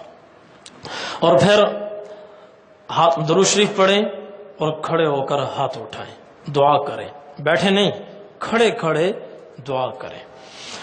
اور یہ دعا کی قبولیت کا خاص وقت ہے. جو پہلی مرتبہ حج پر جا رہے ہیں اور پہلی نظر ان کی پڑ رہی ہے وہ بھی ان کی تو قبولیت کا خاص وقت ہے ہی. جو ایک عرصے کے بعد جا رہے ہیں ان کے لیے بھی قبولیت کا خاص وقت ہے. اس وقت جو بھی دعا کی جائے اللہ تبارک و تعالی قبول فرماتے ہیں. حضرت امام اعظم ابو حنیفہ رحمۃ اللہ علیہ سے منقول ہے، ان کے بارے میں مروی ہے کہ جب حضرت امام ابو حنیفہ رحمۃ اللہ علیہ حرم میں داخل ہوئے اور بیت اللہ شریف پر پہلی نظر پڑی، کھڑے کھڑے انہوں نے کون سی دعا کی؟ ہماری دعا یا اللہ ہمارے کاروبار میں برکت عطا فرما، ہماری دعا ہوتی ہے یا اللہ ہماری اولاد کو ہماری آنکھوں کی ٹھنڈک بنا، ہمارے گھر کے جھگڑے دور فرما، ہماری پریشانیاں دور فرما. دنیا ہی دنیا مانگتے رہتے ہیں، دنیا ہی دنیا مانگتے رہتے ہیں. اور پھر جا کر آخرت کا نمبر آتا ہے یا اللہ ہدایت بھی عطا فرما، جنت بھی عطا فرما، اپنی رضا بھی عطا فرما. میں ایک بات یاد آگی سناؤں. حضرت سالم بن عبداللہ بن عمر بن خطاب رضی اللہ تعالی عنہ بیت اللہ کا طواف فرما رہے. یہ حضرت عمر کے پوتے ہیں. تو وقت کا خلیفہ ہشام بن عبد الملک وہ بھی طواف کرنے لگا اور دونوں کا طواف میں ملاقات ہوئی. تو ہشام بن عبد الملک نے کہا کہ سالم کوئی حاجت ضرورت ہو تو مجھے بتاؤ، میں تمہاری پوری کر دوں. اور نے فرمایا کیا کہہ رہے ہو؟ اللہ سے ڈرو، اتق اللہ افی بیت اللہ اسأل غیر اللہ. اللہ کے بندے میں حرم میں کھڑے ہو کر بیت اللہ کے سامنے کھڑے ہو کر اللہ کو چھوڑ کر تم سے مانگوں؟ یہ کیا تم کہہ رہے ہو؟ وہ خاموش ہو گیا. وہ طواف کر کے فارغ ہوئے، نکلے تو پیچھے پھر دوڑتا ہوا آیا کہ جی اب تو سامنے بیت اللہ نہیں ہے، اب تو اپنی کچھ ضرورت حاجت بتائیں. فرمایا ہاں اب بتا سکتا ہوں. تو مجھے یہ بتاؤ میری دنیا کی ضرورت پوری کرو گے یا آخرت کی پوری کرو گے؟ اس نے کہا جی آخرت کی میں کیا پوری کر سکتا ہوں، دنیا کی پوری کروں گا.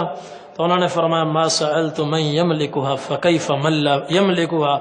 دنیا تو میں نے کبھی اس سے نہیں مانگی جو دنیا کا مالک ہے، اس سے ہمیشہ ہم نے آخرت مانگی ہے جو کہ دنیا کی ہماری نظر میں کوئی وقعت نہیں ہے.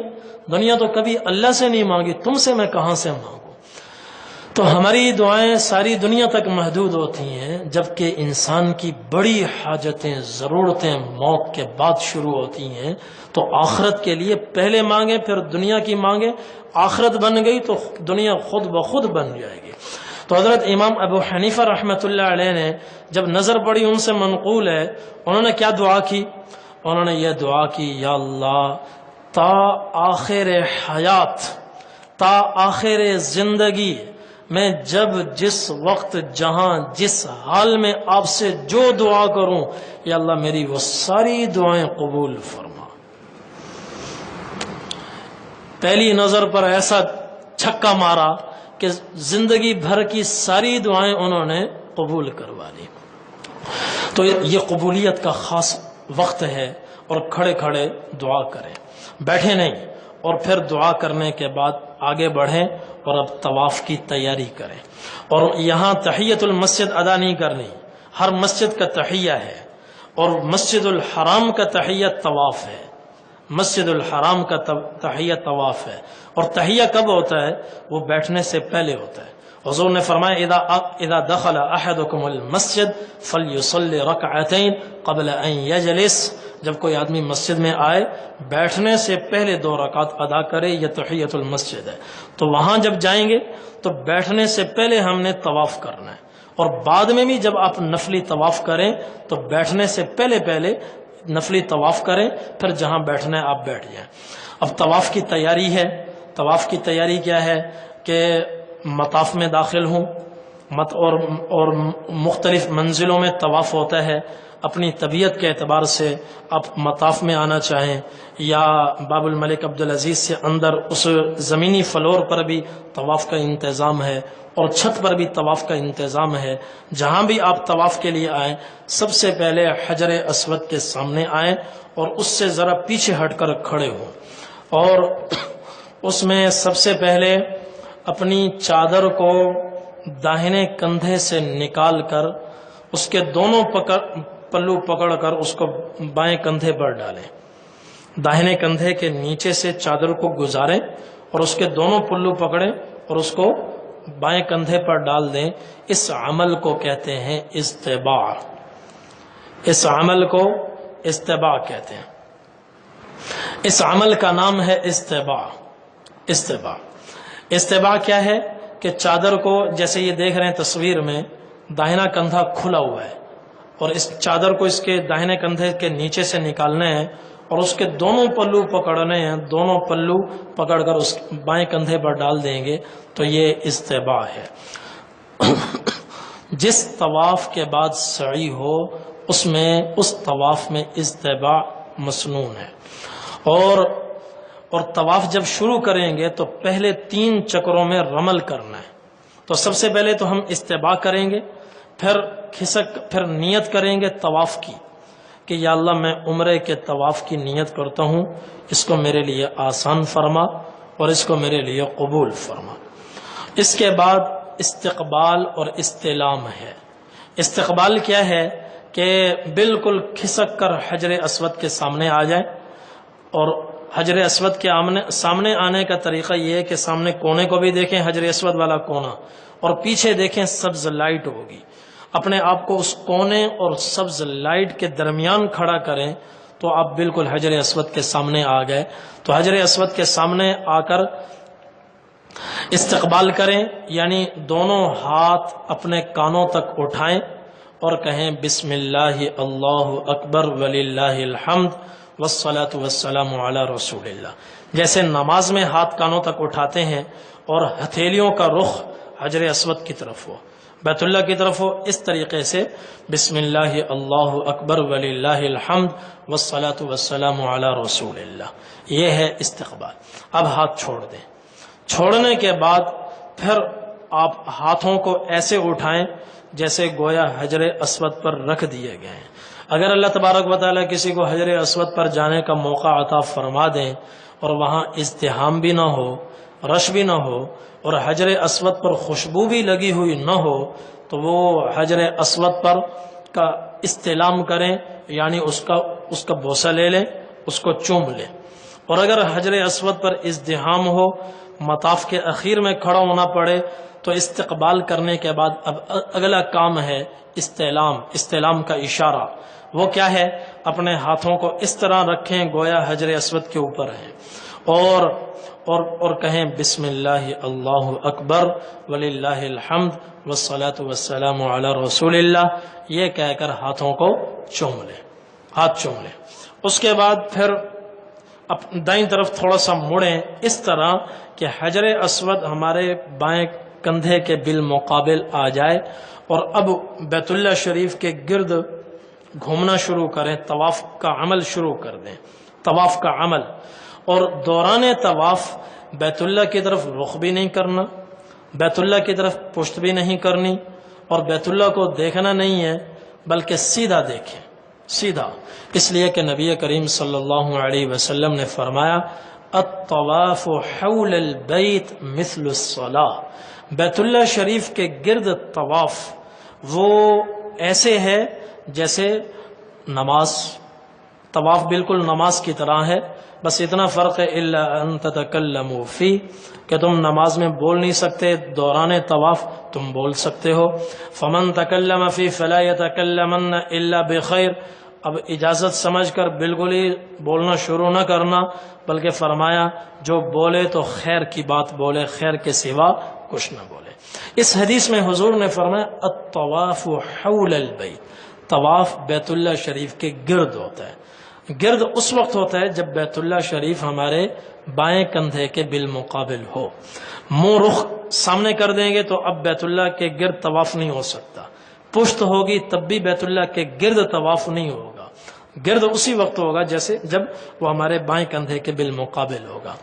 تو ہمارا طواف اب شروع ہو گیا۔ اس میں ہم نے سب سے پہلے استباع کیا، پھر استقبال کیا، کانوں تک ہاتھ اٹھائے، اور اس کے بعد استعلام کا اشارہ کیا، ہاتھ ایسے رکھے جیسے گویا حجر اسود کے اوپر ہیں، اور بسم اللہ اللہ اکبر وللہ الحمد والصلاۃ والسلام علی رسول اللہ اشہد ان لا الہ الا اللہ واشہد ان محمد رسول اللہ۔ یہ یاد ہو تو بہت اچھی بات ہے، ورنہ اتنا بھی کہہ دینا کافی ہے بسم اللہ اللہ اکبر وللہ الحمد، اور طواف شروع کریں۔ اور طواف جب آگے بڑھیں گے، دروازے کی طرف چلیں گے تو دوسرے کونے سے حتیم شروع ہوگی۔ یہ طواف حتیم سمیت ہوگا، حتیم اور بیت اللہ کے درمیان سے نہیں گزر سکتے، بلکہ حتیم سمیت ہوگا۔ ہمارے چکر کے اندر جیسے بیت اللہ آئے ایسے ہی پوری حتیم بھی اندر آ جائے۔ تو حتیم سے آگے ایک تیسرا کونا آئے گا جہاں حتیم ختم ہوگی، پھر اس کے بعد ایک چوتھا کونا آ رہا ہے، اس چوتھے کونے کا نام ہے رکن یمانی۔ پہلا کونا حجر اسود کہلاتا ہے، اور دوسرا کونا رکن عراقی کہلاتا ہے چونکہ اس کی طرف عراق ہے، تیسرا کونا رکن شامی کہلاتا ہے، اس کی طرف شام ہے، اور چوتھا کونا رکن یمانی کہلاتا ہے۔ اس رکن یمانی کی علامت یہ ہے کہ کونے کے نیچے آپ دیکھیں گے کہ پردہ تھوڑا سا کٹا ہوا ہوگا اور یہ حصہ کھلا ہوا ہوگا، یہ حصہ کھلا ہوا ہوگا۔ تو بیت اللہ کے دو کونے ایسے ہیں کہ جن کو ہاتھ لگانا مسنون ہے، ایک حجر اسود اور دوسرا رکن یمانی، اور دونوں میں فرق یہ ہے کہ حجر اسود کو ہاتھ لگا کر حجر اسود کا بوسہ ہے یا ہاتھ لگا کر اس کا بوسہ ہے، مگر رکن یمانی کو صرف ہاتھ لگانا ہے، بوسہ لینا اور اس کو چومنا، ہاتھ کو چومنا یا اس کونے کو چومنا، یہ کسی حدیث سے، کسی صحابی کے عمل سے ثابت نہیں ہے، کسی صحابی کے عمل سے ثابت۔ اس لیے دونوں ہاتھ لگائیں یا ایک ہاتھ لگائیں، بشرط ہے کہ وہاں خوشبو نہ ہو۔ عام طور پر وہاں بھی خوشبو ہوتی ہے اور حجر اسود میں بھی خوشبو ہوتی ہے، تو دوران احرام حجر اسود اور اس رکن یمانی کو ہاتھ لگانے سے بچیں۔ تو تیسرے کونے سے جب ہم گزریں گے، رکن یمانی سے چوتھے کونے سے گزریں گے اور پہلے کونے کی طرف جب جا رہے ہوں گے تو بیچ میں یہ ذکر مسنون ہے، ربنا آتنا فی الدنیا حسنہ وفی الآخرۃ حسنہ وقنا عذاب النار۔ اور اس کے ساتھ ایک دعا کا اضافہ کر لیں، اللہم انی اسألک العفو والعافیہ فی الدنیا والآخرہ، ربنا آتنا فی الدنیا حسنہ وفی الآخرۃ حسنہ وقنا عذاب النار، یہ دعا۔ اور اس کے بعد پھر پہلا کونا آئے گا حجر اسود کا ہے، حجر اسود۔ تو حجر اسود پر جب ہم آئیں گے پھر حجر اسود کی طرف رخ کر کے استعلام کا اشارہ کریں گے، بسم اللہ اللہ اکبر وللہ الحمد والصلاۃ والسلام علی رسول اللہ۔ یہ بھی ہمارا ایک چکر ہو گیا، اب دوسرا چکر لگانا ہے، پھر تیسرا، پھر چوتھا، پھر پانچواں، اس طرح 7 چکر، اور ہر چکر کے اختتام پر استعلام کرنا ہے، یعنی اس کی طرف ہاتھ کر کے بسم اللہ اللہ اکبر وللہ الحمد، یہ دعا ہم نے پڑھنی ہے۔ جب 7 چکر پورے ہو جائیں، 7 چکروں کے اختتام تک ہمارے 8 استعلام ہو جائیں گے، 8 استعلام ہو جائیں گے۔ اور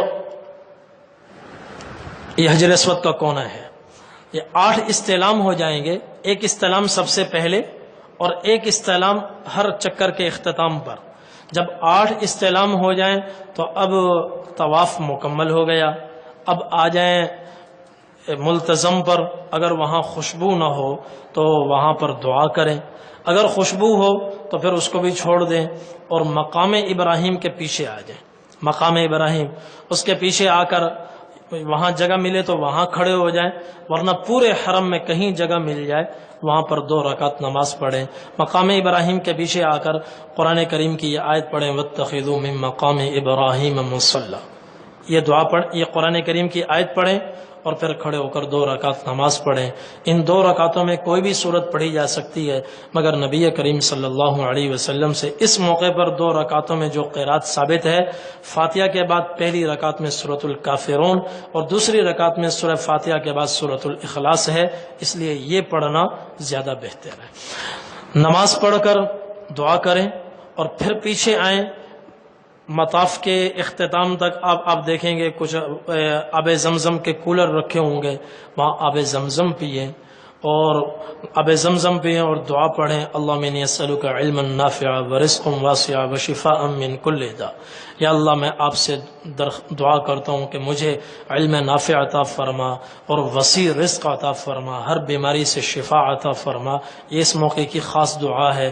دوسری بھی دعائیں کی جا سکتی ہیں، اور ایک دعا ہر موقع پر کریں، یا اللہ اس موقع پر نبی کریم صلی اللہ علیہ وسلم نے خیر کی جتنی چیزیں مانگی میں آپ سے دعا کرتا ہوں مجھے وہ سب عطا فرما، اور اس موقع پر جناب نبی کریم صلی اللہ علیہ وسلم نے جن شرور و فتن سے پناہ مانگی، یا اللہ میں بھی پناہ مانگتا ہوں مجھے پناہ عطا فرما۔ دعا کریں اور اس کے بعد اب سعی کی تیاری کریں، اور مطاف کے اختتام پر آپ دیکھیں گے پیچھے ایک جگہ نظر آئے گی جس میں لکھا ہوتا ہے الی الصفا، الی الصفا۔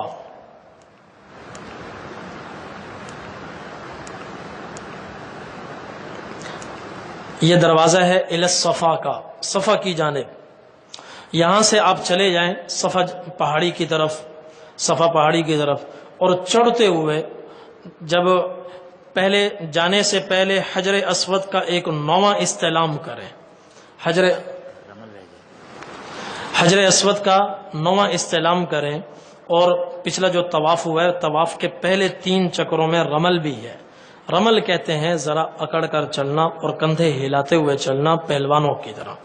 پہلے 3 چکروں میں رمل چڑھنا اور تھوڑا قدم اٹھا کے چلنا، یہ مسنون ہے، مگر اس وقت جب وہاں بہت زیادہ رش نہ ہو اور ہمارے رمل سے کسی کو تکلیف نہ ہو۔ اگر رش بڑھ جائے اور ہمارے رمل کی وجہ سے کسی کو تکلیف ہو تو پھر رمل کو موقوف کر دیں اور اپنے آپ کو حتی الامکان ایذا سے بچائیں۔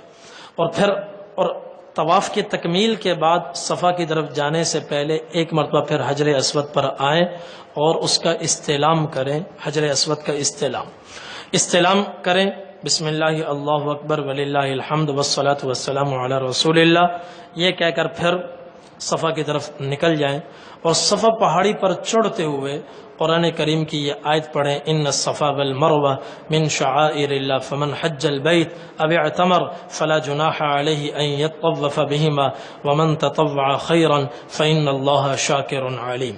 یہ آیت پڑھیں اور اس کے بعد کہیں ابدأ بما بدأ اللہ بہ، چڑھتے ہوئے، چڑھ کر نہیں چڑھتے ہوئے، ابدأ بما بدأ اللہ بہ۔ اس جملے کا مطلب یہ ہے کہ میں اب سعی شروع کرنے لگا ہوں، اور سعی کا آغاز اس پہاڑی سے کر رہا ہوں جس پہاڑی کا تذکرہ اللہ تبارک و تعالی نے قرآن کریم میں پہلے فرمایا۔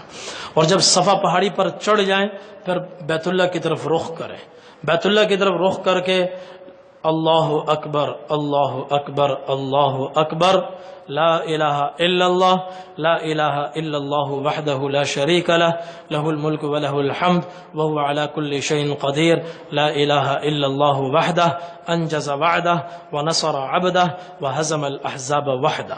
یہ پڑھ کر درود شریف پڑھیں اور پھر ہاتھ اٹھائیں، دعا کریں، دعا سے فارغ ہو جائیں، پھر دوبارہ کہیں اللہ اکبر اللہ اکبر اللہ اکبر لا الہ الا اللہ وحدہ لا شریک لہ لہ الملک ولہ الحمد یحیی ویمیت وہو علی کل شیء قدیر لا الہ الا اللہ وحدہ انجز وعدہ ونصر عبدہ وہزم الاحزاب وحدہ. اس کے بعد درود شریف پڑھیں، پھر دعا کریں. دعا سے فارغ ہو کر پھر دوبارہ یہ پڑھیں اللہ اکبر اللہ اکبر. یہ پوری دعا، یہ پورا ذکر دوبارہ کریں. نبی کریم صلی اللہ علیہ وسلم نے اس موقع پر یہ عمل 3 مرتبہ فرمایا. قرآن کریم کی آیت 1 مرتبہ ہے، اس کے بعد اگلا ذکر 3 مرتبہ ہے، اور ہر مرتبہ بیچ میں دعا آ رہی ہے. پھر صفا سے چلیں مروہ کی طرف. کوئی 50 قدم چلنے کے بعد آگے سبز لائٹ آئے گی. سبز لائٹ جب پہلی 2 سبز لائٹیں آئیں گی، پہلی سبز لائٹ کے قریب پہنچیں تو دوڑ کی تیاری کریں، اور جیسے ہی سبز لائٹ سے گزریں تو تیز رفتاری سے وہاں سے گزریں، تیزی کے ساتھ وہاں سے دوڑیں. نبی کریم صلی اللہ علیہ وسلم اس مقام پر بڑی تیزی سے دوڑے تھے. حضرت بنت ابی تجرات رضی اللہ عنہا فرماتی ہیں میں نے نبی کریم صلی اللہ علیہ وسلم کو سعی کرتے ہوئے دیکھا، اور آپ اس مقام پر جب گزرے تو وَإِنَّ مِئْزَرَهُ لَيَدُورُ مِنْ شِدَّةِ سَعْيِهِ، اتنی قوت کے ساتھ آپ دوڑ رہے تھے کہ آپ کا تہبند مبارک گھوم رہا تھا، اور آپ سعی فرما رہے تھے اور لوگوں کی طرف متوجہ ہو کر ارشاد فرما رہے تھے یا ایھا الناس اسعوا فإن اللہ كتب علیکم السعی، اے لوگو سعی کرو، اللہ تعالیٰ نے سعی تم پر لازم فرمائی ہے. تو دوڑتے ہوئے جب دوسری سبز لائٹ آئے تو وہاں پر دوڑنا موقوف کریں، پھر آگے وہاں سے مروہ تک عام چال سے چلتے ہوئے جائیں. اور یہ دوڑنا مردوں کے لیے ہے، عورتوں کے لیے نہیں ہے. مردوں کے لیے ہے، عورتوں کے لیے نہیں ہے. طواف کے اندر رمل وہ بھی مردوں کے لیے ہے، عورتوں کے لیے نہیں ہے. استباع مردوں کے لیے ہے، عورتوں کے لیے نہیں ہے. یہ دوڑنا مردوں کے لیے ہے، عورتوں کے لیے نہیں ہے. عورتیں پوری سعی میں اپنی عام درمیانی رفتار سے چلتی رہیں گی. مروہ پر پہنچ کر وہ سب کچھ کریں جو صفا پر کیا، یعنی 3 مرتبہ وہ ذکر کرنا، ہر مرتبہ درمیان میں درود شریف پڑھ کر دعا کرنا، جو صفا پر کیا سوائے قرآن کی آیت کے وہ سارا ذکر اللہ اکبر اللہ اکبر اللہ اکبر لا الہ الا اللہ وحدہ لا شریک لہ لہ الملک ولہ الحمد یحیی ویمیت وہو علی کل شیء قدیر لا الہ الا اللہ وحدہ انجز وعدہ ونصر عبدہ وہزم الاحزاب وحدہ. یہ سعی ہے. تو یہ عمل وہ کریں مروہ پر. یہ عمل پھر مروہ تک پہنچ کر 1 چکر، مروہ سے صفا پر جائیں، صفا پر یہ عمل دوبارہ دہرانا ہے، اور صفا پر یہ دوسرا چکر ہو گیا، پھر وہاں سے مروہ تک تیسرا، پھر یہاں سے صفا تک چوتھا. اس طریقے سے 7 چکر پورے کرنے ہیں. اور پہلا چکر شروع ہوگا صفا سے، اختتام ہوگا مروہ تک. اور ہر مرتبہ صفا پر آئیں یا مروہ پر آئیں یہ ذکر اور درود شریف اور دعا کرنی ہے. مروہ پر جب 7واں چکر ہوگا تو سعی مکمل ہو گئی. اور ہر مرتبہ ہر چکر میں ان 2 سبز لائٹوں کے درمیان، جس کو میلین اخضرین کہتے ہیں، مردوں کو دوڑنا ہے. اس میں کوئی بھی دعا کر سکتے ہیں، لیکن یہ دعا کرنا بہتر ہے.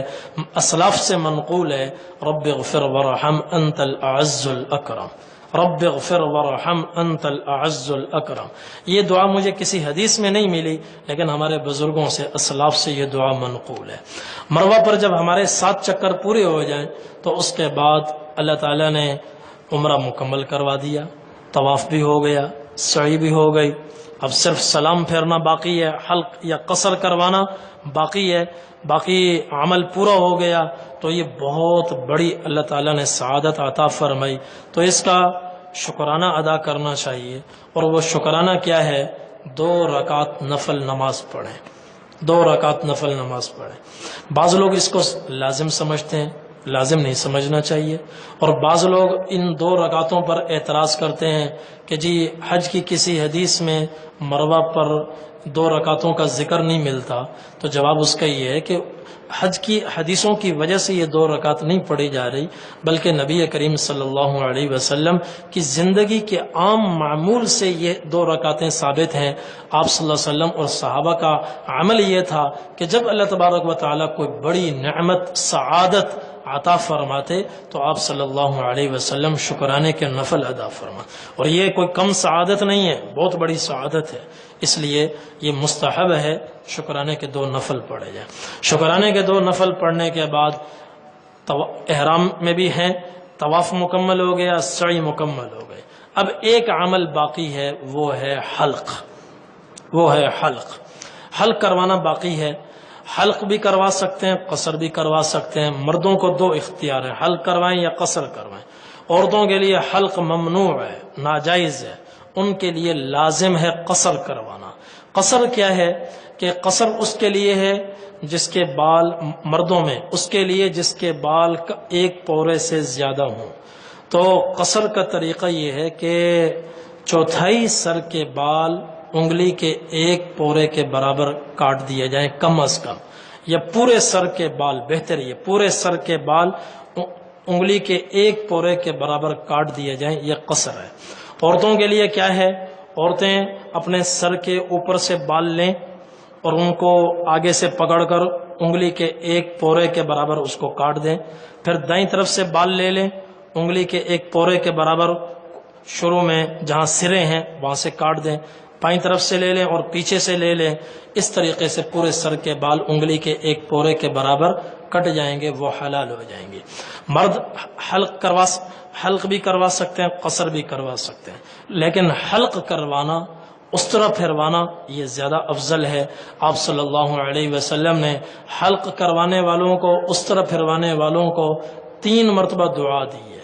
آپ نے فرمایا اللہم اغفر للمحلقین، یا اللہ حلق کروانے والوں کی مغفرت فرما۔ حضرت عباس رضی اللہ تعالیٰ عنہ ساتھ کھڑے ہوئے تھے، عرض کیا والمقصرین یا رسول اللہ، اللہ کے رسول بال چھوٹے کروانے والوں کو بھی دعا میں شامل فرما لیں، قصر کروانے والوں کو بھی شامل فرما لیں۔ آپ صلی اللہ علیہ وسلم نے پھر دعا فرمائی اللہم اغفر للمحلقین، اللہم اغفر للمحلقین، یا اللہ حلق کروانے والوں کی مغفرت فرما۔ انہوں نے پھر لقمہ دیا، درخواست کی والمقصرین یا رسول اللہ، اللہ کے رسول قصر کروانے والوں کو بھی دعا میں شامل فرما لیں۔ آپ نے تیسری مرتبہ دعا دی اللہم اغفر للمحلقین، یا اللہ حلق کروانے والوں کو، اس طرح پھروانے والوں کی مغفرت فرما۔ انہوں نے پھر عرض کیا والمقصرین یا رسول اللہ، یا رسول اللہ قصر والوں کو بھی شامل فرما لیں۔ آپ نے فرمایا والمقصرین، یا اللہ قصر کروانے والوں کی بھی مغفرت فرما۔ تو 3 مرتبہ دعا آئی ہے حلق والوں کے لیے اور 1 مرتبہ دعا آئی ہے قصر والوں کے لیے۔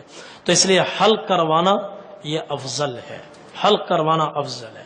تو حلق کروانے کے بعد اب ہم احرام سے حلال ہو گئے، اس کے بعد اپنے سلے ہوئے کپڑے بھی استعمال کر سکتے ہیں، خوشبو بھی لگا سکتے ہیں۔ احرام کی وجہ سے جو چیزیں ممنوع ہوئی تھیں وہ ساری چیزیں حلال ہو گئیں۔ احرام سے پہلے جو چیزیں حرام تھیں وہ اب بھی حرام ہیں، لہذا بےہودہ گوئی، گناہ اور اسی طرح جھگڑا، فساد، یہ پہلے بھی حرام تھا، اب بھی حرام ہے۔ اور اب 8 ذی الحجہ تک کا انتظار ہے، اس عرصے میں زیادہ سے زیادہ وقت حرم شریف میں گزاریں اور زیادہ سے زیادہ طواف کریں، زیادہ سے زیادہ عمرے کریں۔ طواف کی بڑی فضیلت ہے، عمرے کی بڑی فضیلت ہے، طواف کی بڑی فضیلت ہے۔ اب نفلی طواف میں اب کوئی پابندی نہیں ہے، نفلی طواف کے اندر احرام ضروری نہیں ہے، نفلی طواف میں رمل بھی نہیں ہے، نفلی طواف میں استعباء بھی نہیں ہے، بس وہ حجر اسود سے شروع ہوتا ہے، جیسے عمرے کا طواف میں نے بتایا، بالکل اسی طریقے سے نفلی طواف ہے، 7 چکر پورے ہوں گے اور 7 چکروں کے اختتام پر 2 رکعت نماز ادا کی جائے گی، طواف مکمل ہو جائے گا۔ حضرت عبداللہ ابن عمر ابن العاص رضی اللہ تعالیٰ عنہ سے مروی ہے، آپ صلی اللہ علیہ وسلم نے ارشاد فرمایا کہ جب کوئی آدمی طواف کرتا ہے، طواف کی نیت کرتا ہے اور طواف کے لیے مطاف میں آتا ہے تو اللہ تعالیٰ کی رحمت میں داخل ہو جاتا ہے، اور جب وہ استلام کرتا ہے اور کہتا ہے بسم اللہ اللہ اکبر اشہد ان لا الہ الا اللہ وحدہ لا شریک لہ واشہد ان محمدا عبدہ ورسولہ، تو اللہ کی رحمت میں ڈوب جاتا ہے اور اللہ تعالیٰ کی رحمت اس کو ڈھانپ لیتی ہے۔ پھر جب وہ طواف شروع کرتا ہے، ہر قدم پر 70,000 نیکیاں اللہ تبارک و تعالی اس کو عطا فرماتے ہیں، اور 70,000 گناہ اس کے معاف ہوتے ہیں، 70,000 درجات اس کے بلند ہوتے ہیں، اللہ تعالیٰ اس کو عظیم اجر و ثواب عطا فرماتے ہیں۔ پھر جب وہ طواف مکمل کرنے کے بعد مقام ابراہیم کے پیچھے آ کر وہ 2 رکعت نماز ادا کرتا ہے تو اللہ تبارک و تعالی اس کو اتنا عظیم اجر و ثواب عطا فرماتے ہیں جیسے گویا اولاد اسماعیل میں سے اس نے 4 غلام خرید کر آزاد کیے۔ تو یہ بہت بڑی زبردست فضیلت ہے، اور یہ فضیلت دنیا میں کسی جگہ حاصل نہیں ہو سکتی، طواف کہیں نہیں ہو سکتا، عمرہ کہیں نہیں ہو سکتا، اس لیے وہاں پر جو وقت اللہ تبارک و تعالی جو دن عطا فرمائے ان دنوں کو غنیمت سمجھیں اور وہاں کی رحمتوں کو لوٹیں۔ حجر اسود کا اللہ تعالیٰ استعلام کی توفیق عطا فرمائے، بوسہ لینے کی توفیق عطا فرمائے، کسی کو تکلیف دیے بغیر بوسہ لینا پڑے تو بہت بڑی سعادت کی بات ہے اور بہت بڑی خوش قسمتی کی بات ہے۔ حضرت ابن ہشام فرماتے ہیں میں حضرت عطاء ابن ابی رباح جو حضرت عبداللہ بن عباس رضی اللہ تعالیٰ عنہ کے شاگرد ہیں، میں ان کے ساتھ طواف کر رہا تھا۔ طواف کرتے کرتے ہم پہنچے رکن یمانی تک۔ میں نے ان سے پوچھا یا ابا محمد ما بلغک عن الرکن الیمانی، ابو محمد رکن یمانی کے متعلق کوئی حدیث آپ نے سنی ہو تو مجھے سناؤ۔ انہوں نے فرمایا حضرت ابو ہریرہ رضی اللہ تعالیٰ عنہ نے مجھے یہ حدیث سنائی کہ نبی کریم صلی اللہ علیہ وسلم نے ارشاد فرمایا کہ وکل بہ 70 ملکا، کہ 70 فرشتے اللہ تعالیٰ نے رکن یمانی پر کھڑے فرمائے، اور جب کوئی آدمی رکن یمانی سے گزرتے ہوئے کہتا ہے سبحان اللهم إني أسألك العفو والعافية في الدنيا والآخرة ربنا آتنا في الدنيا حسنة وفي الآخرة حسنة وقنا عذاب النار، یہ کہتا ہے تو 70 فرشتے اس کی دعا پر کہتے ہیں آمین، یا اللہ اس کی دعا کو قبول فرما۔ پھر جب وہ چلتے ہوئے آگے پہنچے، حجر اسود آیا تو انہوں نے پھر پوچھا یا ابا محمد ما بلغك عن هذا الركن الاسود، حجر اسود کے متعلق کوئی حدیث ہو تو وہ بھی سناؤ۔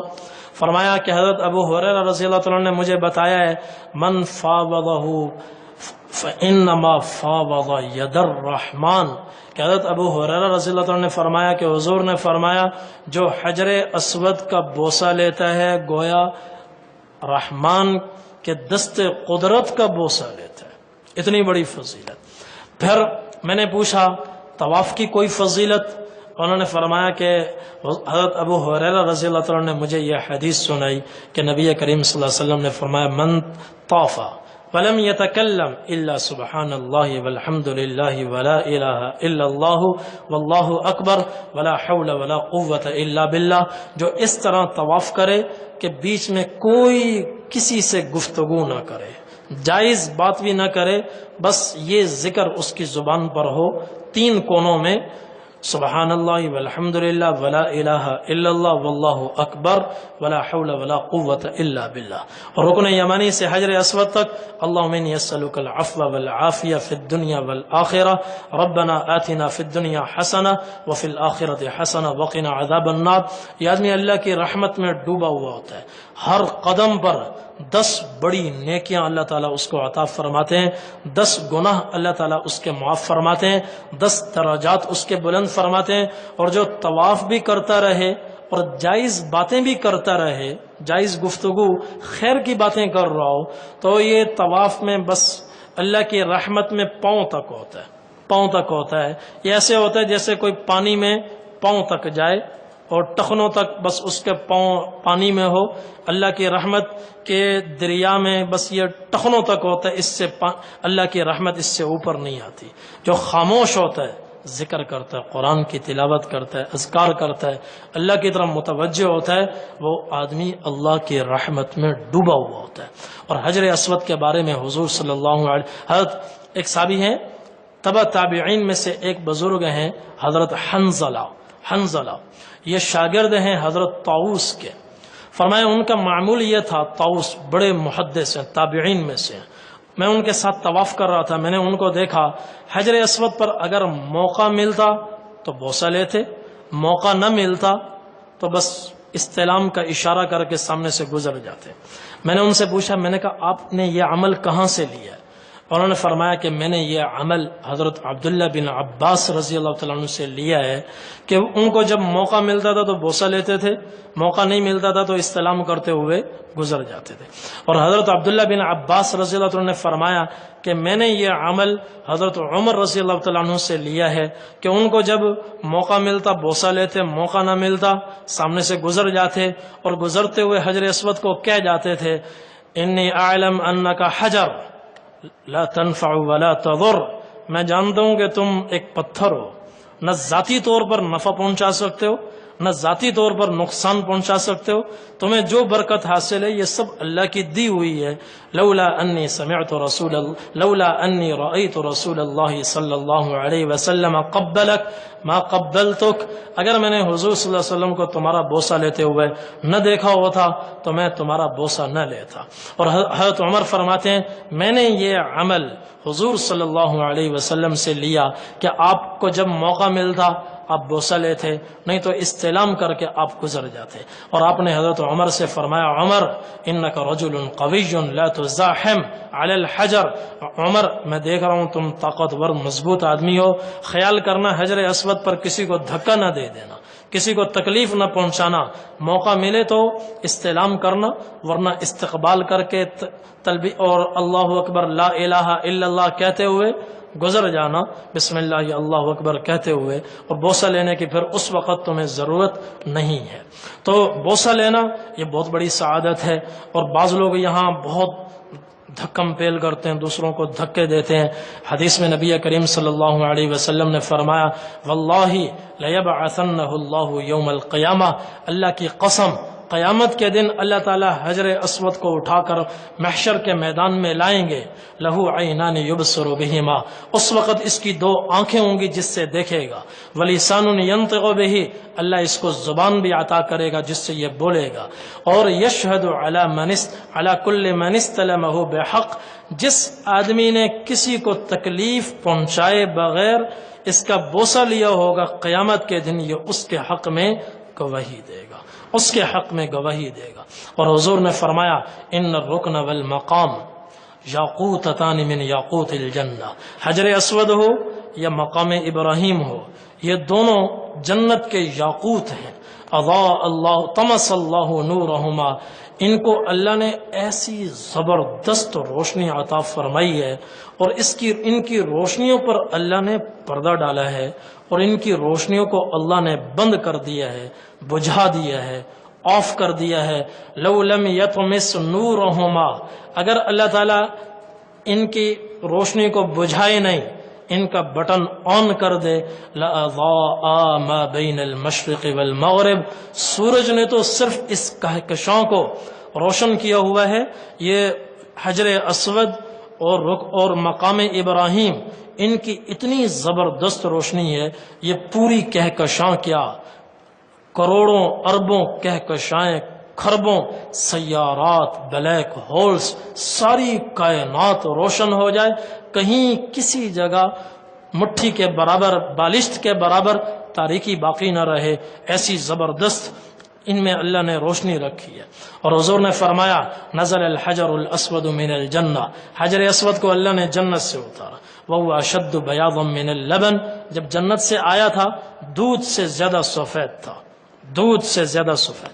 فسودته خطایا بنی آدم، لوگوں کی خطاؤں کی وجہ سے یہ سیاہ ہو گیا۔ اس سے یہ معلوم ہوا کہ یہ گناہ کش ہے۔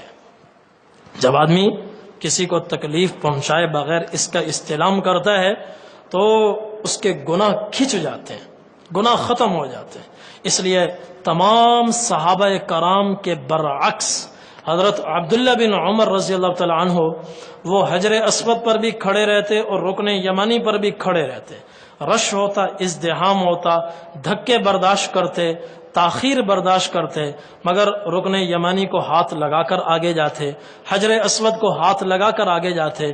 تو ان کے ایک شاگرد تھے عبید بن عمیر، انہوں نے پوچھا کہ حضرت میں نے کسی صحابی کو اس طرح مشقت اٹھاتے ہوئے، دھکے برداشت کرتے ہوئے نہیں دیکھا، آپ کو میں نے دیکھا ہے کہ آپ مشقت برداشت کرتے ہیں، دھکے برداشت کرتے ہیں، رکن یمانی کو بھی ہاتھ لگاتے ہیں، حجر اسود کو بھی ہاتھ لگاتے ہیں، اس کی کیا وجہ ہے؟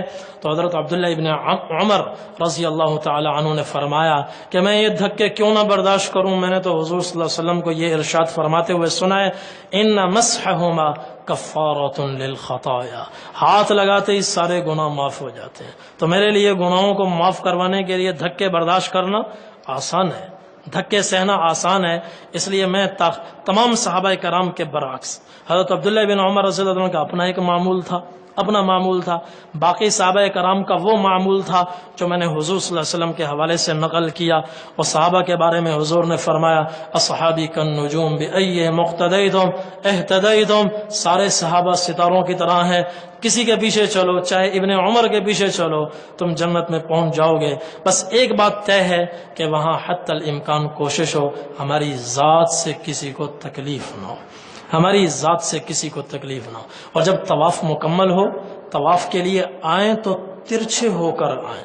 طواف مکمل ہو تو ضروری نہیں ہے کہ یہیں سے آپ کو سیدھا جانا ہے، نکلنا ہے، نہیں، جیسے آدمی دریا کو عبور کرتا ہے، ترچھا عبور کرتا ہے، اس طریقے سے آپ ترچھے چلیں، چاہے آپ کو پورا ایک مرتبہ چکر لگا کر کیوں نہ آ جانا پڑے، کیوں نہ آ جانا، چونکہ ایک دم سیدھا سیدھا جائیں گے تو رش اتنا ہوتا ہے، ازدحام اتنا ہوتا ہے کہ لوگوں کی روانی بھی متاثر ہوتی ہے اور لوگوں کو شدید تکلیف ہوتی ہے، اذیت ہوتی ہے، ہم غیر ارادی طور پر بھی کسی کی تکلیف کا سبب نہ بنے۔ اس لیے یہ میں نے مختصر طریقہ سنت کے مطابق، آپ صلی اللہ علیہ وسلم کے طریقے کے مطابق، ارشادات کی روشنی میں عمرے کا طریقہ آپ کی خدمت میں عرض کیا ہے۔ انشاءاللہ اگلا حج کا طریقہ وہ انشاءاللہ کل آپ کی خدمت میں عرض کیا جائے گا۔ اس کے لیے مختصر بات یہ ہے کہ ایک بات ابھی سے ذہن میں رکھ لیں، جو حج کے لیے سفر ہوگا وہ روٹ آپ ذہن میں بیٹھا لیں تاکہ آپ کو کل کی باتیں سمجھ میں آ جائیں۔ سفر کا جو روٹ ہے وہ یہ ہے کہ حرم یا ہوٹل سے مینا، مینا کے بعد مزدلفہ کو چھوڑتے ہوئے عرفات، عرفات سے واپس آئیں گے مزدلفہ، مزدلفہ سے پھر مینا، مینا سے پھر حرم۔ تو ان 3-4 مقامات کا وقوع اس طرح ہے کہ حرم ہے، بیت اللہ شریف ہے، بیت اللہ سے جنوب مشرق کی طرف مینا آتا ہے، پھر مینا سے آگے مزدلفہ ہے، مزدلفہ سے آگے عرفات، حرم سے پہلے مینا، مینا سے مزدلفہ، مزدلفہ سے عرفات، اور عرفات سے جب واپس آئیں گے، اچھا یہ ہے محل وقوع۔ اور سفر کی ترتیب اس طرح ہوگی، حج کی ترتیب، حج کا جو سفر ہے اس کی ترتیب اس طرح ہوگی کہ حرم سے شروع ہوگا یا ہوٹل سے شروع ہوگا ہمارا حج کا سفر، سیدھا جائیں گے مینا، مینا سے عرفات، بیچ میں مزدلفہ آئے گا اس کو چھوڑ دینا ہے، عرفات، عرفات سے وہاں سے مغرب کو لوٹیں گے سیدھا مزدلفہ، رات مزدلفہ میں قیام ہوگا، پھر مزدلفہ سے مینا آئیں گے، رمی کریں گے، پھر وہاں سے حرم آئیں گے طواف زیارت کے لیے، پھر حرم سے مینا جائیں گے، 3 دن وہاں قیام کریں گے، رمی کریں گے، پھر اس کے بعد حرم آئیں گے۔ یہ ایک سفر کا مختصر خاکہ ہے، تفصیل انشاءاللہ اس کی کل آپ کی خدمت میں عرض کی جائے گی۔ اللہ تعالیٰ ہم سب کو توفیق عمل نصیب فرمائے۔ وآخر دعوانا الحمدللہ رب العالمین۔ اللهم لك الحمد كما أنت أهله، فصل على محمد كما أنت أهله، وافعل بنا ما أنت أهله، فإنك أنت أهل التقوى وأهل المغفرة. ربنا آتنا في الدنيا حسنة وفي الآخرة حسنة وقنا عذاب النار. ربنا ظلمنا أنفسنا وإن لم تغفر لنا وترحمنا لنكونن من الخاسرين. اللهم أرنا الحق حقا وارزقنا اتباعه، وأرنا الباطل باطلا وارزقنا اجتنابه. اللهم حجة لا رياء فيها ولا سمعة، اللهم حجة لا رياء فيها ولا سمعة. یا اللہ ہم سب کے صغیرہ کبیرہ گناہ معاف فرما، ہمارے یہاں بیٹھنے کہنے سننے کو قبول فرما. اے اللہ ہم سب کی اصلاح کا اس کو ذریعہ بنا، نجات کا ذریعہ بنا. اے اللہ سنت کے عین مطابق ہمیں حج مبرور ادا کرنے کی توفیق عطا فرما، بار بار مقبول حج اور مقبول عمرہ ادا کرنے کی توفیق عطا فرما. اے اللہ دنیا اور آخرت کی تمام بھلائیاں نصیب فرما. ربنا تقبل منا انك انت السميع العليم وتب علينا يا مولانا انك انت التواب الرحيم. وصلى الله تعالى على خير خلقه محمد وعلى آله واصحابه واهل بيته اجمعين برحمتك يا ارحم الراحمين.